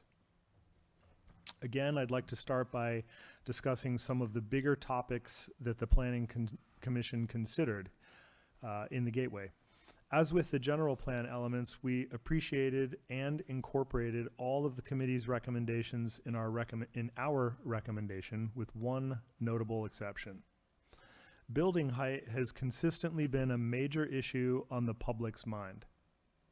Some people think we've gone too high, others not high enough. The first draft of the Gateway Area Plan proposed building heights to allow up to 8-story buildings in the Barrel District, 7 in the Gateway Hub, 6 in the Gateway Corridor, and 5 in the Gateway Neighborhood. The Commission recommended reducing the maximum height by 1 story in each district. The Commission would very much like input on this from the Council. Some members of the public have expressed concern about the proposal to split out traffic on K Street into a one-way couplet, with K Street serving northbound traffic and L Street serving southbound traffic. The Transportation Safety Committee recommended against the couplet idea. The Planning Commission retained the couplet in our recommendation because it is a significantly superior alternative for bike and pedestrian safety than the other options considered. Staff provided several alternatives, and the majority of the Commission believes the KL couplet should be retained in the plan. There are still lands that need to be acquired and priority use questions that need to be resolved before L Street can be used for this intended purpose, but if we do not state our intentions now, we will not have the policy backing to pursue this option. The plan includes retaining the L Street Trail and enhancing the linear park. Specifically, there is a plan to require and/or incentivize parcels developing adjacent to the trail to provide additional public access to the margins of their property for an expanded trail experience. There were several other topics that were also of concern to the public and/or various commissioners that we vetted over the last several months. These include fire protection services, geological factors, including earthquakes and liquefaction, sea level rise, noise issues, affordable housing and gentrification, and feasibility, to name a few. The Commission feels comfortable with the level of review and vetting on these topics and has made its recommendation in light of, not in spite of, this information. The Commission has not taken our role lightly. We have provided this recommendation based on reviewing all of the public input, information provided by staff and other experts, and our knowledge of Arcata and the nature of the housing crisis we're all facing. We appreciate the opportunity to hand off this body of work in its draft conditions so that you, the ultimate decision makers, can start your review. We look forward to follow-up discussions in more depth on these matters. I wanted to close this evening by reading you the action the Commission took last week. The Planning Commission recommends the policy in the Draft General Plan 2045 dated June 27, 2023, including the Gateway Area Plan and the Gateway Code dated July 11, 2023, as amended. This is the Commission's working version for City Council review and consideration. The Commission has determined that these versions incorporate policy guidance and implementation that will thoughtfully guide the city's development while balancing resource preservation, public safety, racial equity, and health. The Commission will continue to undertake more specific and detailed review of the Gateway Code and is able at this time to provide policy guidance on key focus areas as noted in the July 11th adopted discussion guide and other considerations table. The Commission will provide a formal recommendation on the final draft versions of the General Plan 2045 and the Gateway Code, along with the Program Environmental Impact Report that incorporates all further revision and editorial and organizational refinement in early 2024. Thank you for your careful consideration of our recommendation, and thank you for your decision to provide a recording of our upcoming study sessions. The Commission and the community appreciate you. Thank you, Scott. Okay, well, before we invite back our other members, do we have any questions from the council on this gateway specific piece? Maybe we should take public comment first. Well, we'll invite them back for public Oh, comment, fair. right? I mean, it's general public comment on the whole item, right? So Fair enough. yeah. Good call. Okay, so go ahead, Kimberly. Let me get my thoughts together. Thank you, Scott. I very much appreciate. I know we have 3 new commissioners, and you guys have been working tirelessly on weekends and going above and beyond. Very much appreciated. And also thank you to the community who has also been 110% engaged. Very much appreciated. I guess I had a couple questions. The L Street you said was superior but to any other alternatives, but I've never really vetted any other alternatives myself. I have asked at the last study session, and somehow it just never got on the table. And what I'm hearing from the community is they would like to hear what alternatives before we say, you know, yes, the couplet is going to happen. I don't feel like we've really vetted that process. And also, I would like to know a little bit more about, some folks have been asking me with regards to the Arcata Fire District, where we're at with the standard of cover. I don't know if that's something that should be answered more by staff than yourself. I have questions about the Transportation Safety Committee. I know that at one point, as a planning commissioner, we made a recommendation when I was on the Planning Commission, and our recommendation was not accepted by City Council. And a lot of folks on the commission were like, well, why are we here? And I'm hearing that also from the Transportation Committee, like, why are they working so hard? They're volunteers, and then their recommendations are thrown out the window. That's not my verbiage. That's what I'm hearing from the community. And we have 1,000, over 1,000 now, signatures on a petition. The people are speaking and saying what they want. So I guess I know I've been watching the Planning Commission. I've been hearing the deliberations. I'm just confused.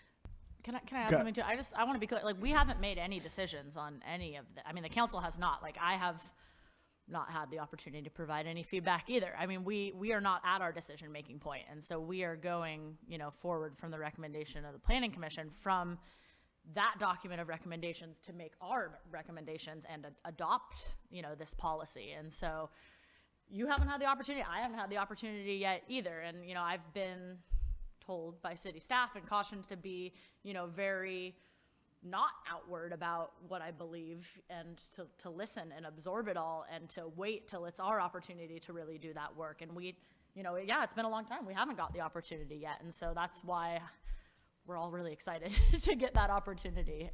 And I just wanted to add that piece, because I think,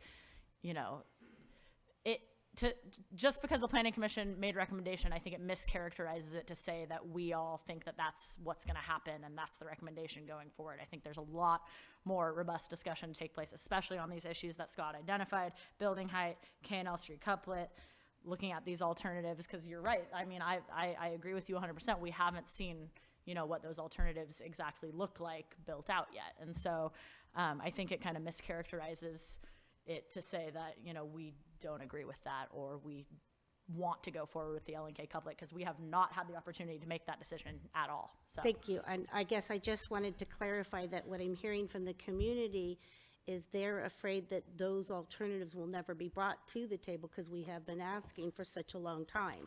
So that's And I my think that's concern. something that we get to ask for at our study session, yeah.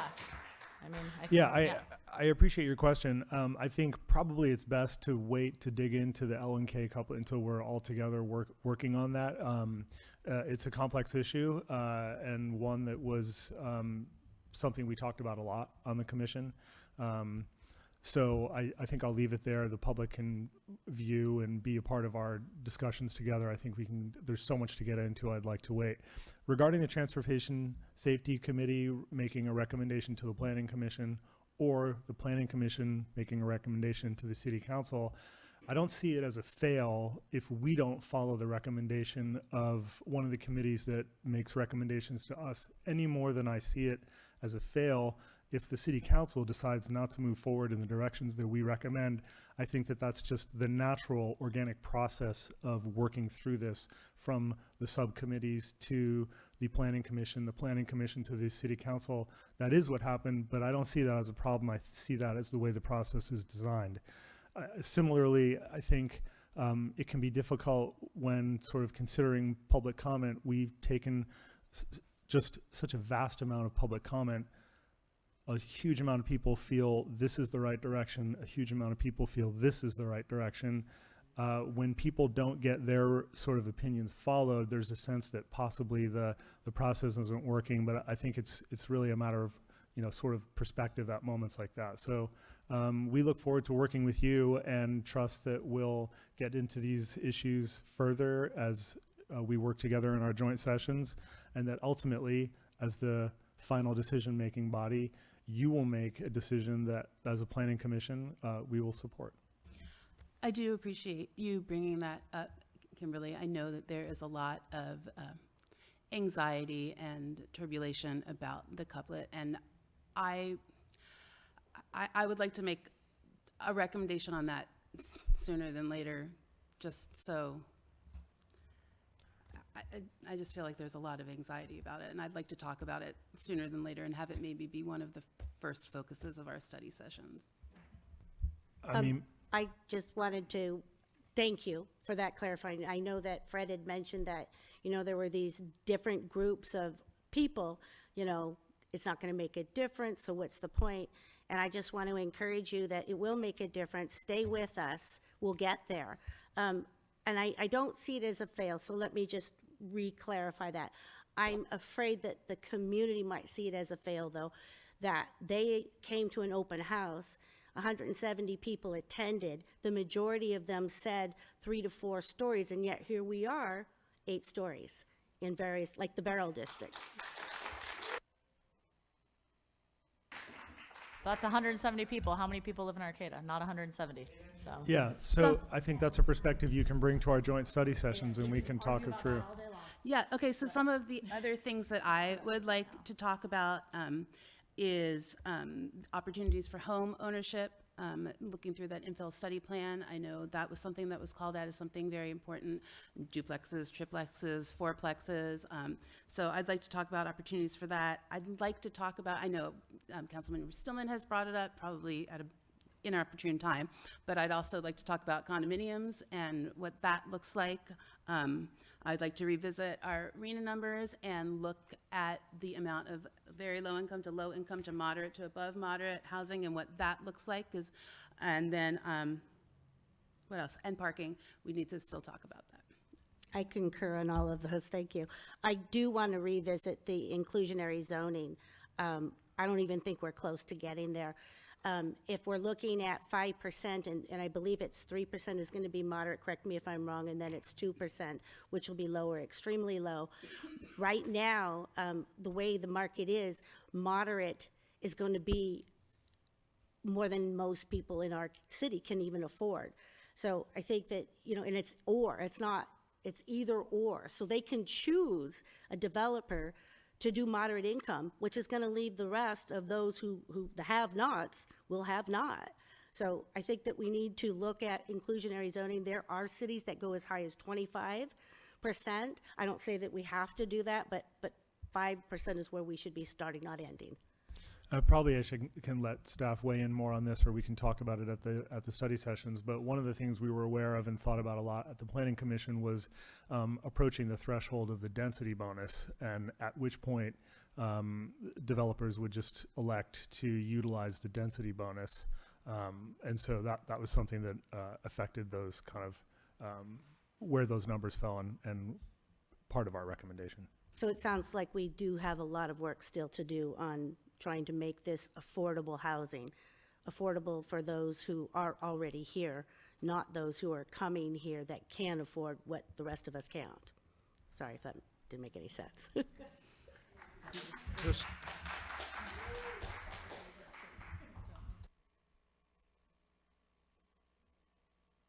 Okay.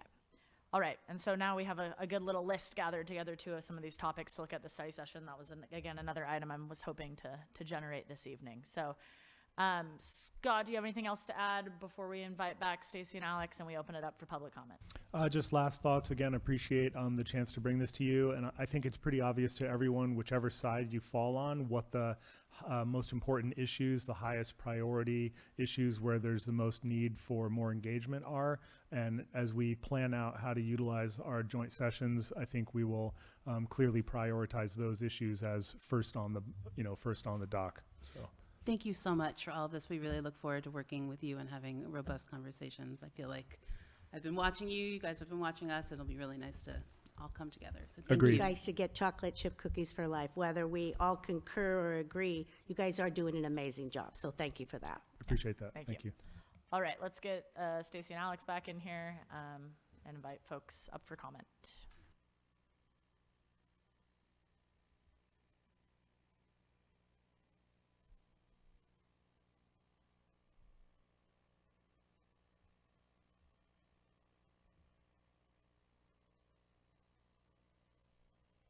All right, so if you do want to make comment, please start making your way to the podium if you are able and lining up, and you will have 3 minutes.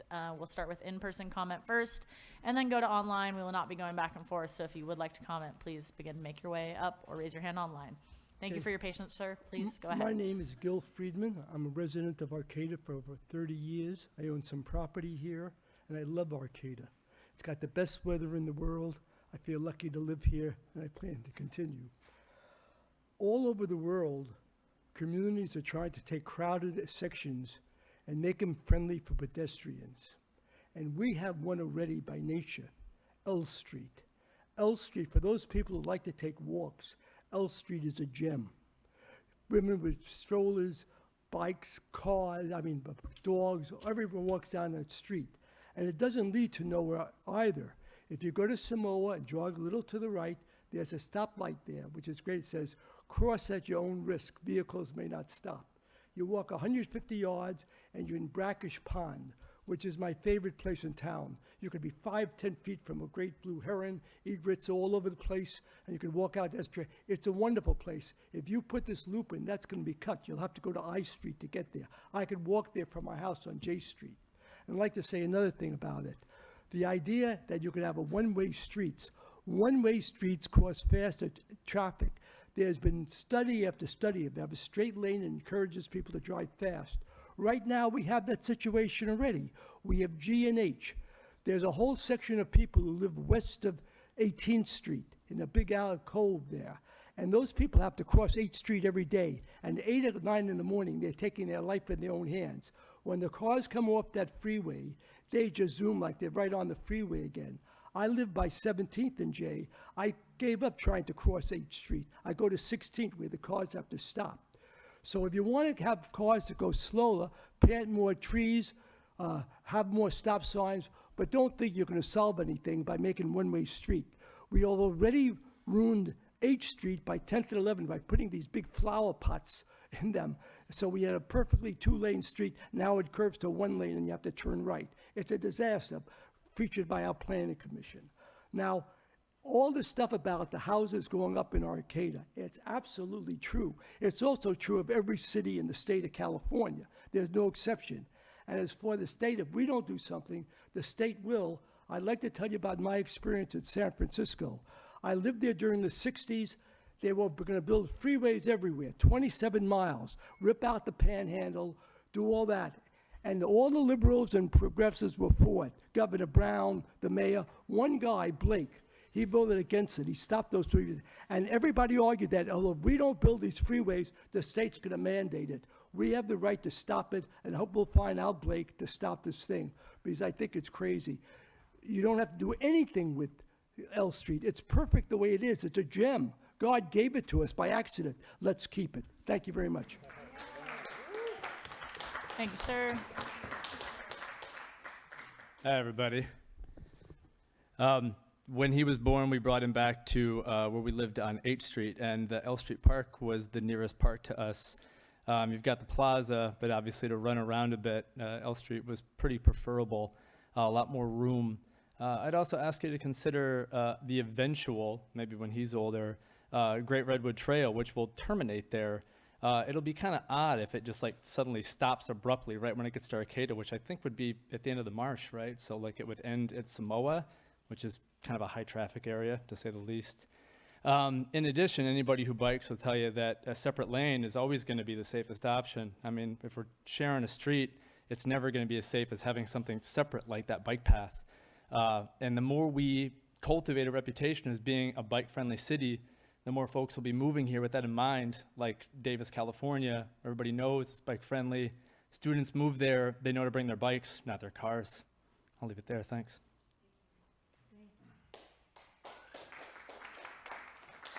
Hi, I'm Merle Kraus. Let's see.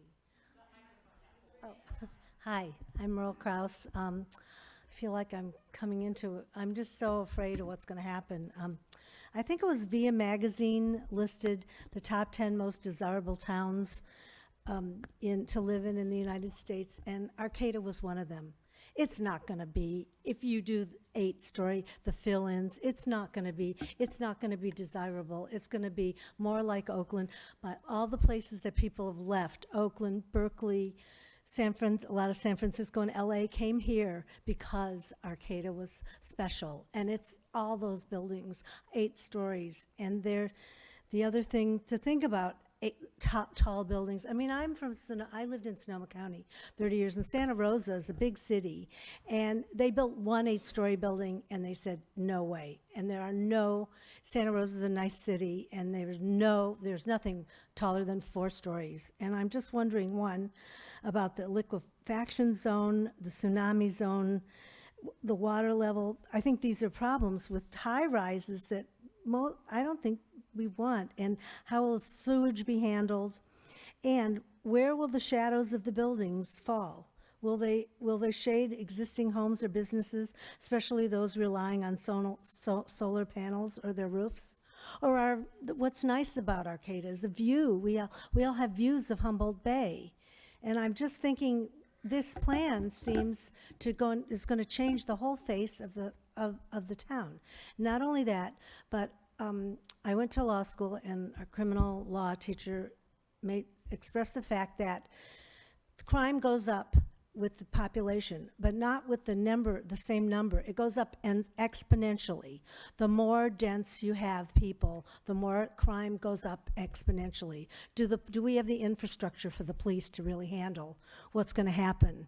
And all these, and the idea of, some people don't even want cars.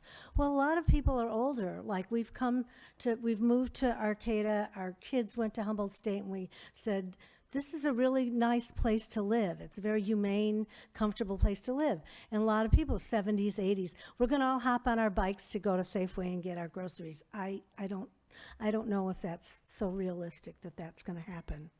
So I just want you to please consider, a lot of the people that live here and moved here, and just because they're not here and they're not jumping up and down like I am, doesn't mean that we don't feel that we moved here because we love this place, and it will change irrevocably. I've lived in towns and I've seen them change.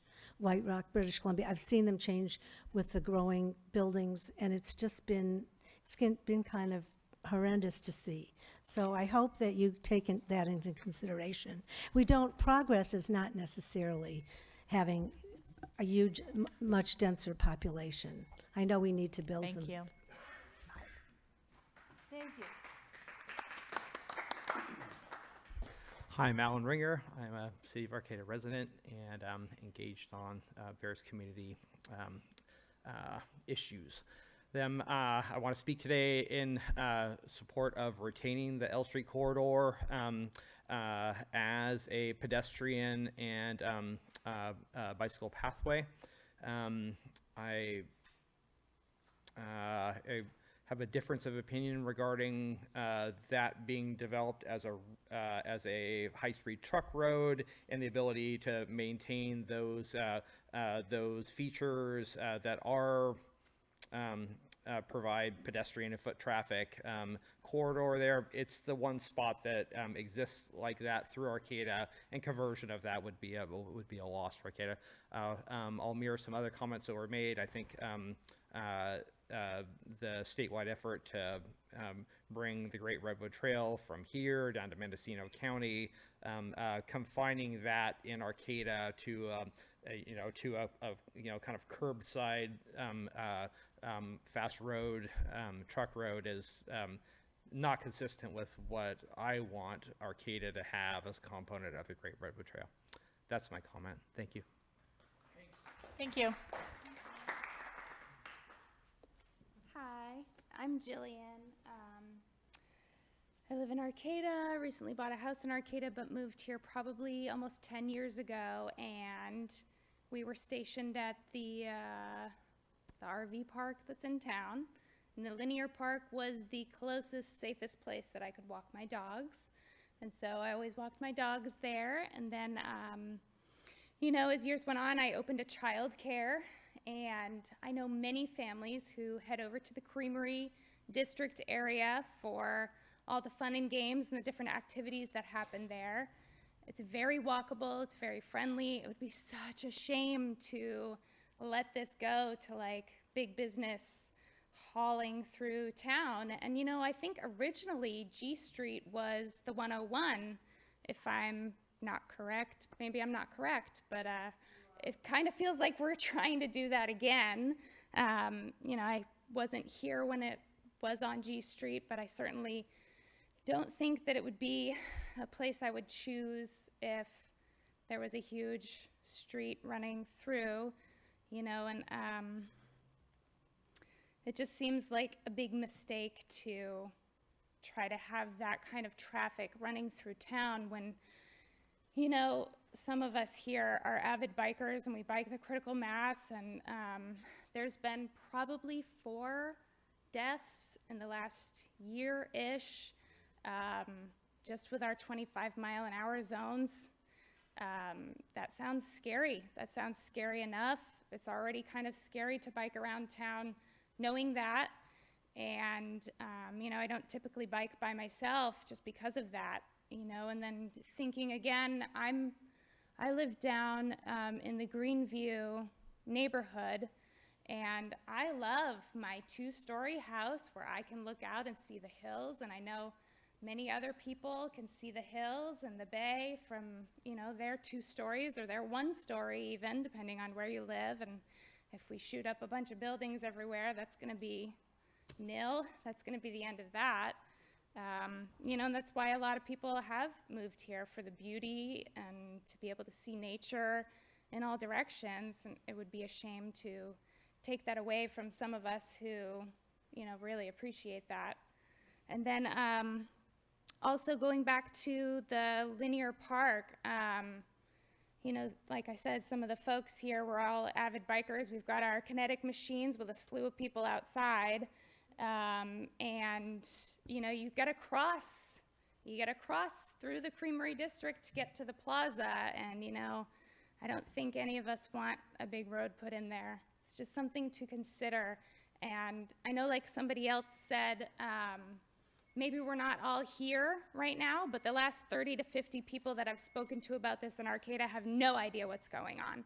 And it's time to raise our voices and make sure people have a say. Thank you.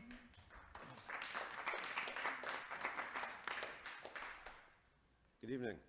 My name is Aaron. I own a home near the Creamery District. I work in the Creamery District. I recreate in the Creamery District. It's become a home, and it's a beautiful place to be because there's not a lot of traffic. The plaza is not fun anymore. There's a lot of traffic. There's a lot of folks disturbing the peace there. But that little Creamery District is a hub of art. I got into the kinetic world. We're building down there, doing neat stuff. So many people and children come down that area to play. I work with adults with developmental disabilities in the community with a few other people here. We do very strong work in that entire neighborhood. We landscape 3 of the sites in that area.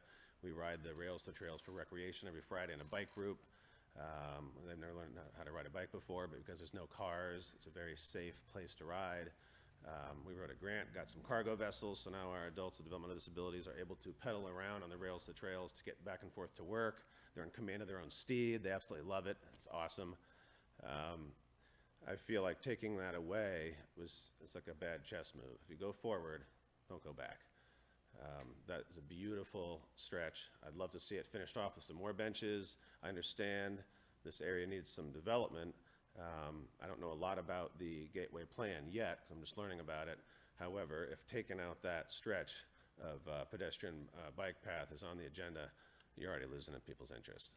And there are hundreds and hundreds of us that ride on that trail. We've met elderly that are getting back into riding bikes because there's e-bikes now, and they can get off the road and blend into the marsh. I'd really like to keep that pathway and hopefully expand and make more and figure out a way to keep some of the buildings at 4 stories max. I think more than that might be a bit much. I appreciate all your time and what you're doing. Please don't take our path away. Thank you.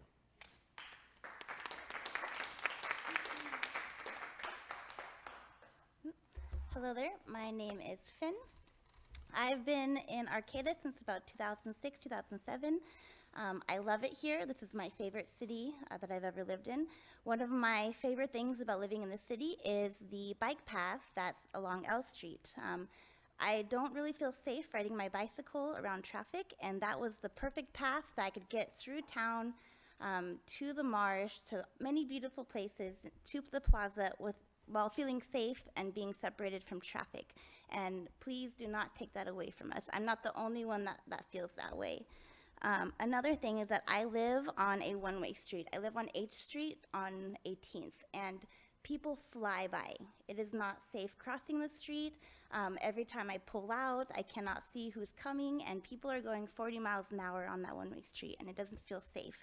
So please do not add more fast, unsafe streets for the pedestrians and cyclists here. Also, I would like to say that you say that you have to make the couplet for pedestrian safety, but I don't understand how making a 1 fast chaotic street into 2 fast chaotic streets, how that is safe for pedestrians. They now, to go from the plaza to the Creamery District, instead of crossing 1 street that's really busy, you're gonna turn it into 2 streets that are really busy. So I just can't conceptualize how that is making it safer for the pedestrians and the cyclists. I love this city. Changes are always hard. We want to resist change, but please, that is a gem for the city. We could enhance it, make it better. It's something that will bring people here, something that we can say is special about here. So please don't take that away from us. Thank you.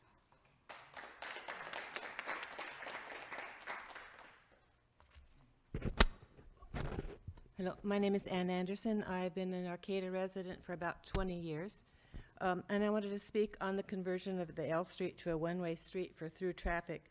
I understand K is busy and may be unsafe, but why take L, which is largely for pedestrians and bikes, and turn it into another busy and potentially unsafe street for cars? Why do we prefer cars over people and bicycles? I think it's probably possible to make K more safe if that is an issue, which may be. Maybe more stoplights, maybe bumps, but I think you could slow down K and make it more safe. There's several things you could do. The other thing is over on L, there's a little nebulous, the Creamery buildings, there are a lot of cute little shops in there now. I could see if there's the linear park, you're going to attract more small businesses, and it could be a magnet for economic development for small businesses in that whole district, which would be really, really nice. The other thing I have to say that the last few weeks the marsh has been inaccessible because of development in there. And so my husband and I, he needs a walker to walk more than, a few hundred yards. And so we found that the bikeway on L Street has been just a wonderful place. We've been going over there to walk now. And so I've kind of just discovered it, but we didn't have a place that we could really walk quietly and safely without having the marsh open, and now we found this place. It's really nice. So I think elders who might be in wheelchairs or walkers can also really take advantage of it, not just younger bicycle riders. Thank you.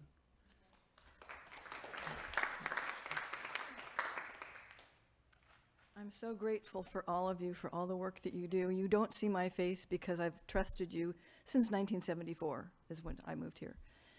And all I really want to say is that when I lived in France, you've got beautiful, beautiful cities in the central parts of most of them, and they are ringed by 8, 9, 10-story, because they're trying to solve where to put people. And those things are disgusting to live in. I've lived in them. They're harsh. They're anti-human. They're very, very difficult.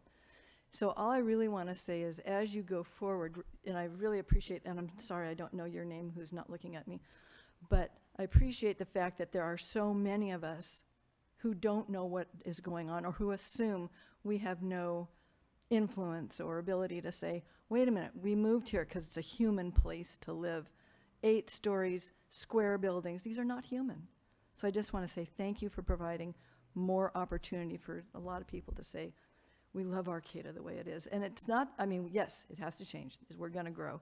But how are we growing? And so thanks for providing those questions of alternatives and models, and can we help the architects make it a more humanly designed building?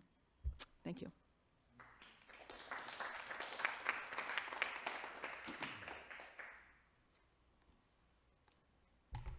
Yes, good evening. I'm Fred Wise.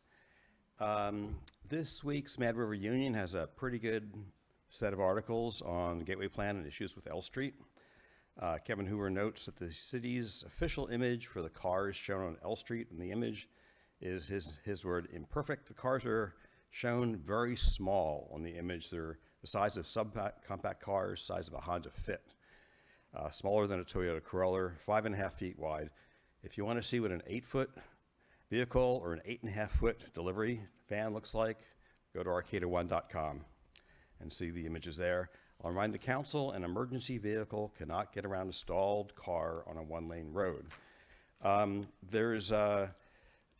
people feel that me calling the L Street as a truck route is, quote, a little much. The city's transportation element in the general plan calls K Street a truck route. L Street would also be a truck route in this case. There is a question that all this will take a long time. Foster Avenue took 17 years. There's no comparison whatsoever. I've got 2 articles on Arcata One. L Street has many, many existing homes, businesses, apartments. Foster Avenue was pretty empty. I want to know why we're not seeing 3D modeling of potential designs and build-outs. Now is the time, absolutely now. The discussion from the Community Development Director, explanation about why it's not happening, I don't think holds water. We've already seen good 3D modeling in stuff that articles, the building and massing presentation has good 3D modeling. The studies that we've seen have none. The discussion of setbacks and stepbacks would benefit tremendously. I've mentioned this before, the other considerations table. There's a question of creating a separate district where the Creamery District was. It was brought up by the former chair of the Planning Commission. It was brought up by 23 signatories from the Arcata Playhouse Group. It is listed as a public member. It's not a public member who brought this up. It was the former chair. Staff says that this will be respectful and considerate of the unique site. They recommend that this be conveyed in the form-based code. We've seen nothing in the form-based code about this. Urban field studies, I think they botched their first report. I've written to you about this. Hiring them to do an economic analysis, I think, is folly. Calling This bike path that could be along a road on L Street as a linear park is disingenuous to the extreme. It has nothing to do, calling that a linear park has nothing to do what everyone here has been talking about as a linear park. Home ownership, I'll talk about this separately. Humboldt Association of Realtors has called for 10%. We don't see anything at this time. Thanks.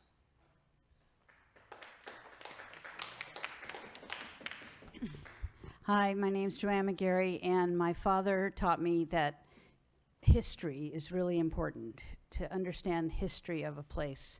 And I did not live in Humboldt County or Arcata when the previous general plan was being created, but I just want, we have a lot of transition lately with a lot of council members and commission members. You know, it's, the last few years have been one of transition of people sitting in those seats and making decisions.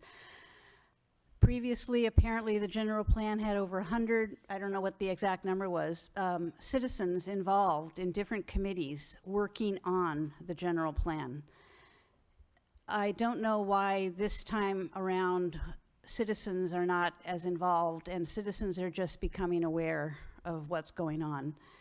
And, you know, I don't know what the excuse is, but how this has all come down to these final months of determining the fate of our community, it's pretty important to me to look back at history, see the neighborhoods and the kinds of developments that occurred or what took place, see the evolution of place, see how people want to live and how they can live together, how they can move together.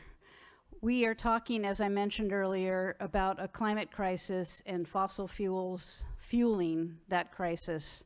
And we're not talking about cars. We're spending so much time dealing with cars. The future is not going to be about cars, people. I don't care what you want. It cannot be about cars if we want to survive. So when we're talking about a livable community, parks, open spaces, pedestrian paths, bicycles, shuttles for those of us who can't move around on those things right now.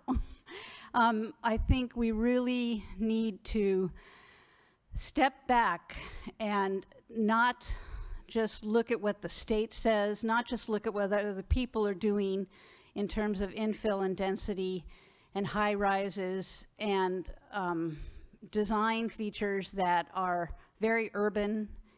We are still a small rural college town. I really want more college involvement in our city and vice versa. We need to be much more holding hands and working together than it seems to appear that we're doing now. But I understand with the Great Redwood Trail, this is something new on the horizon, and we really need to take that into consideration and some of these other broader ideas. So I'm going to go over and see Mike McGuire at the baseball game and talk to him about the linear park. Thank you, Joanne. All right, we're getting near the end. If you do want to make a comment, get up at that podium. Take it away. Hi, I was hesitating because there's so many good things coming out, but I just thought I'd round things out a little bit. Yeah, I do appreciate Commissioner Davies' his straightforwardness about things. The Planning Commission has made the K&L Cuplet a goal in seeking funding and design. You know, and at a previous Plan Commission meeting, we received a brief presentation on alternatives for safety options for K Street. Those appear to have been shelved in favor of continuing to preserve the K&L Couplet, or pursue it, I should say. The safety options for K Street should be decoupled from L Street. Transportation Safety Committee's recommendations for both the Gateway Plan and the General Plan on L Street have been relegated to non-comporting and largely disregarded. L Street Pathway is a primary active transportation corridor in Arcata, a part of the Humboldt Bay Trail and Great Redwood Trail, as everybody has stated.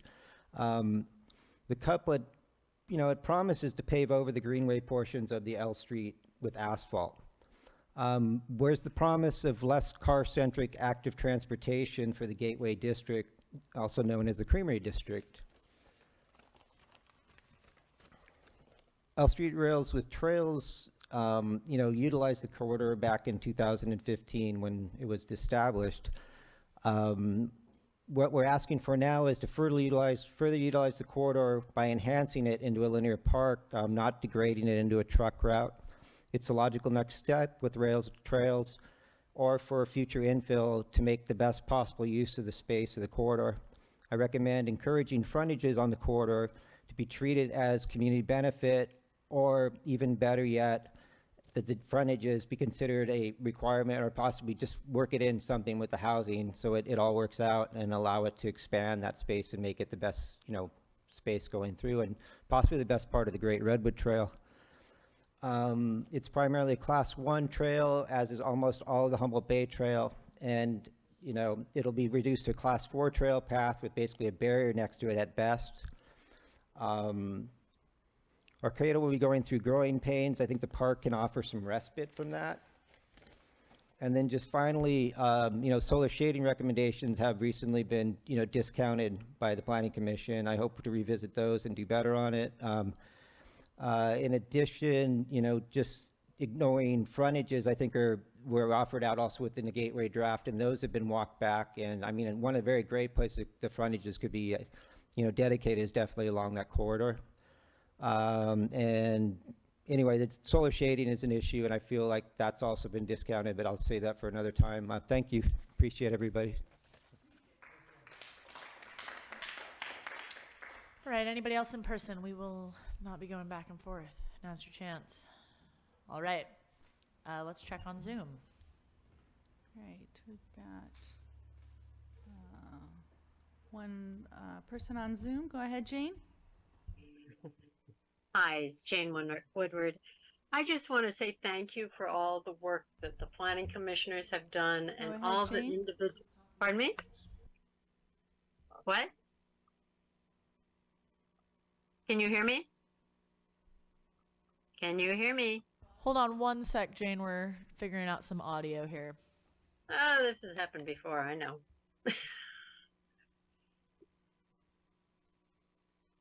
Okay, Jane, can you try again? Are you unmuted? Can you hear me? Okay. We're Can you hearing hear you me? in the office, but not on the speaker. So give us one more second. We'll check back in here.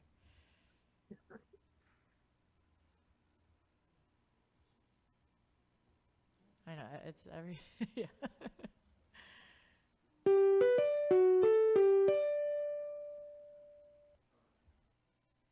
Try again, Jane. Can you hear me now?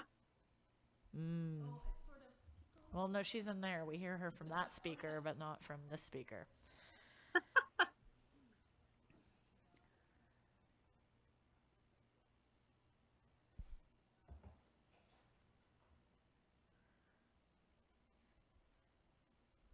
Perhaps you should test these things out in All right, advance. Jane, go ahead. Oh, is it working now? No, we're. Try again. Try again. Okay, can you hear me now? Go ahead. Yes, can you hear me? Yes. Oh, We're gonna try to. hallelujah. When we do the Ollie Brown Bag lunches, we always test things in advance to make sure they work. You might consider doing that in the future.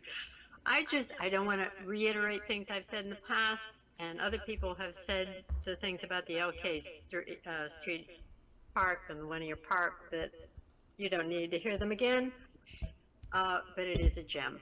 But I want to say thank you to all the commissioners who have done so much work on this, and their patience in listening to many of us who have come repeatedly because we weren't sure we were being heard.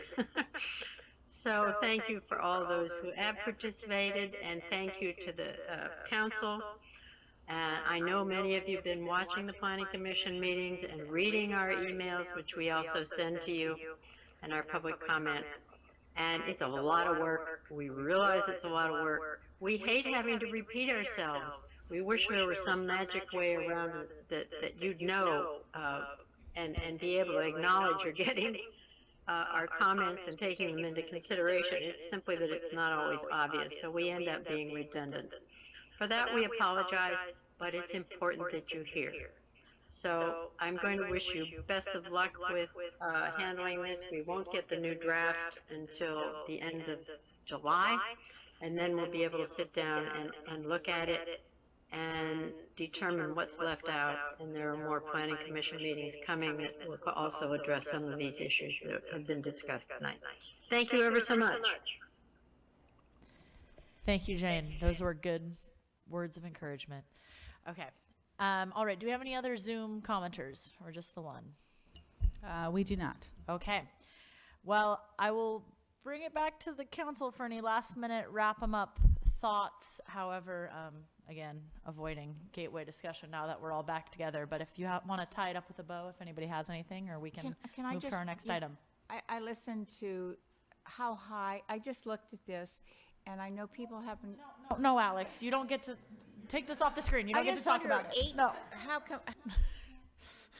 Nope. Okay. So any okay. Thank you, Yes, Planning thank you, Commission, Scott. so Thank much. you so Thank you, much. staff. Thank you, everybody, for your public comment. We are listening to. We haven't made any decisions yet, and we're really, really looking forward to getting together and discussing it. So we really appreciate you. All the new faces that are here tonight, speaking your truth, we really appreciate that. So thank you so much. And we're looking forward to our August study session. So if not sooner, I'll see you then. Are we not doing any staff reports? Or, No, we are. Yeah. We're just I ending think that they item. think we're leaving. No. Stay. I mean, they're leaving if they want, but we're going to have oral and written communications. We got a staff report. We got dates of future meetings. But please feel free to leave if you would like to leave. No pressure. There is a baseball game. We're all trying to get to that baseball game too. All right. Joanne beat us there. Oral and written communications. Again, this is for items that are not on the agenda this evening. Please know that pursuant to the Brown Act, the council cannot discuss or take action on items not listed on the posted agenda. At the end of communications, council may respond to statements. Speakers addressing the council will be limited to 3 minutes. So if you are here in person and wanting to give public comment on an item that is not on the agenda, that has not been spoken about this evening, come to the podium. Or if you're on Zoom, press *9. Raise your hand.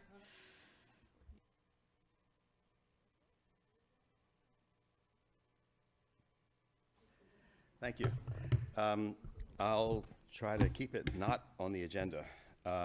First, I want to say thank you. Thank you to staff. Thank you to the Planning Commission. Thank you to the council. It's been a long process, and we're still in the middle of it. I'm going to keep my conversation on the process, not on the actual gateway aspect.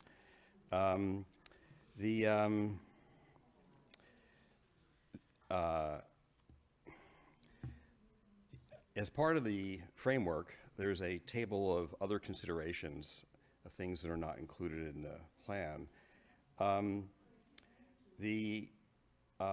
There's staff recommendations, and there's a column for Planning Commission recommendations. In a recent weeks, staff put in the column for Planning Commission recommendations that they concurred with staff. I don't think that was good. I think that's a bad thing, and I've written about this. The director explained that these are things that staff would have expected them to say, but there's nothing in the staff report that indicated that. So either there has to be something that indicates that, or it has to be yet another column. Some of the votes taken at the Planning Commission level were done on a 3-to-3 basis, and it was originally hoped that there'd be much more of a consensus than that, but that was not the case in many important things. I think that I can't talk too much more without getting into agenda items, but thank you. Okay, no, no, that's okay. But again, thank you. Okay, and thank you for your involvement. I come off as being very brusque, and I apologize afterwards, but it's just my nature. Okay, thanks. No, and we thank you for your commitment to the cause and dedication and all that information and emails on the website. You do a lot for folks in your community, so thank you. All right, anybody online? Yep, we are going to go back to Jane, so everybody else hold your comment. Go ahead, Jane. Go ahead, Jane.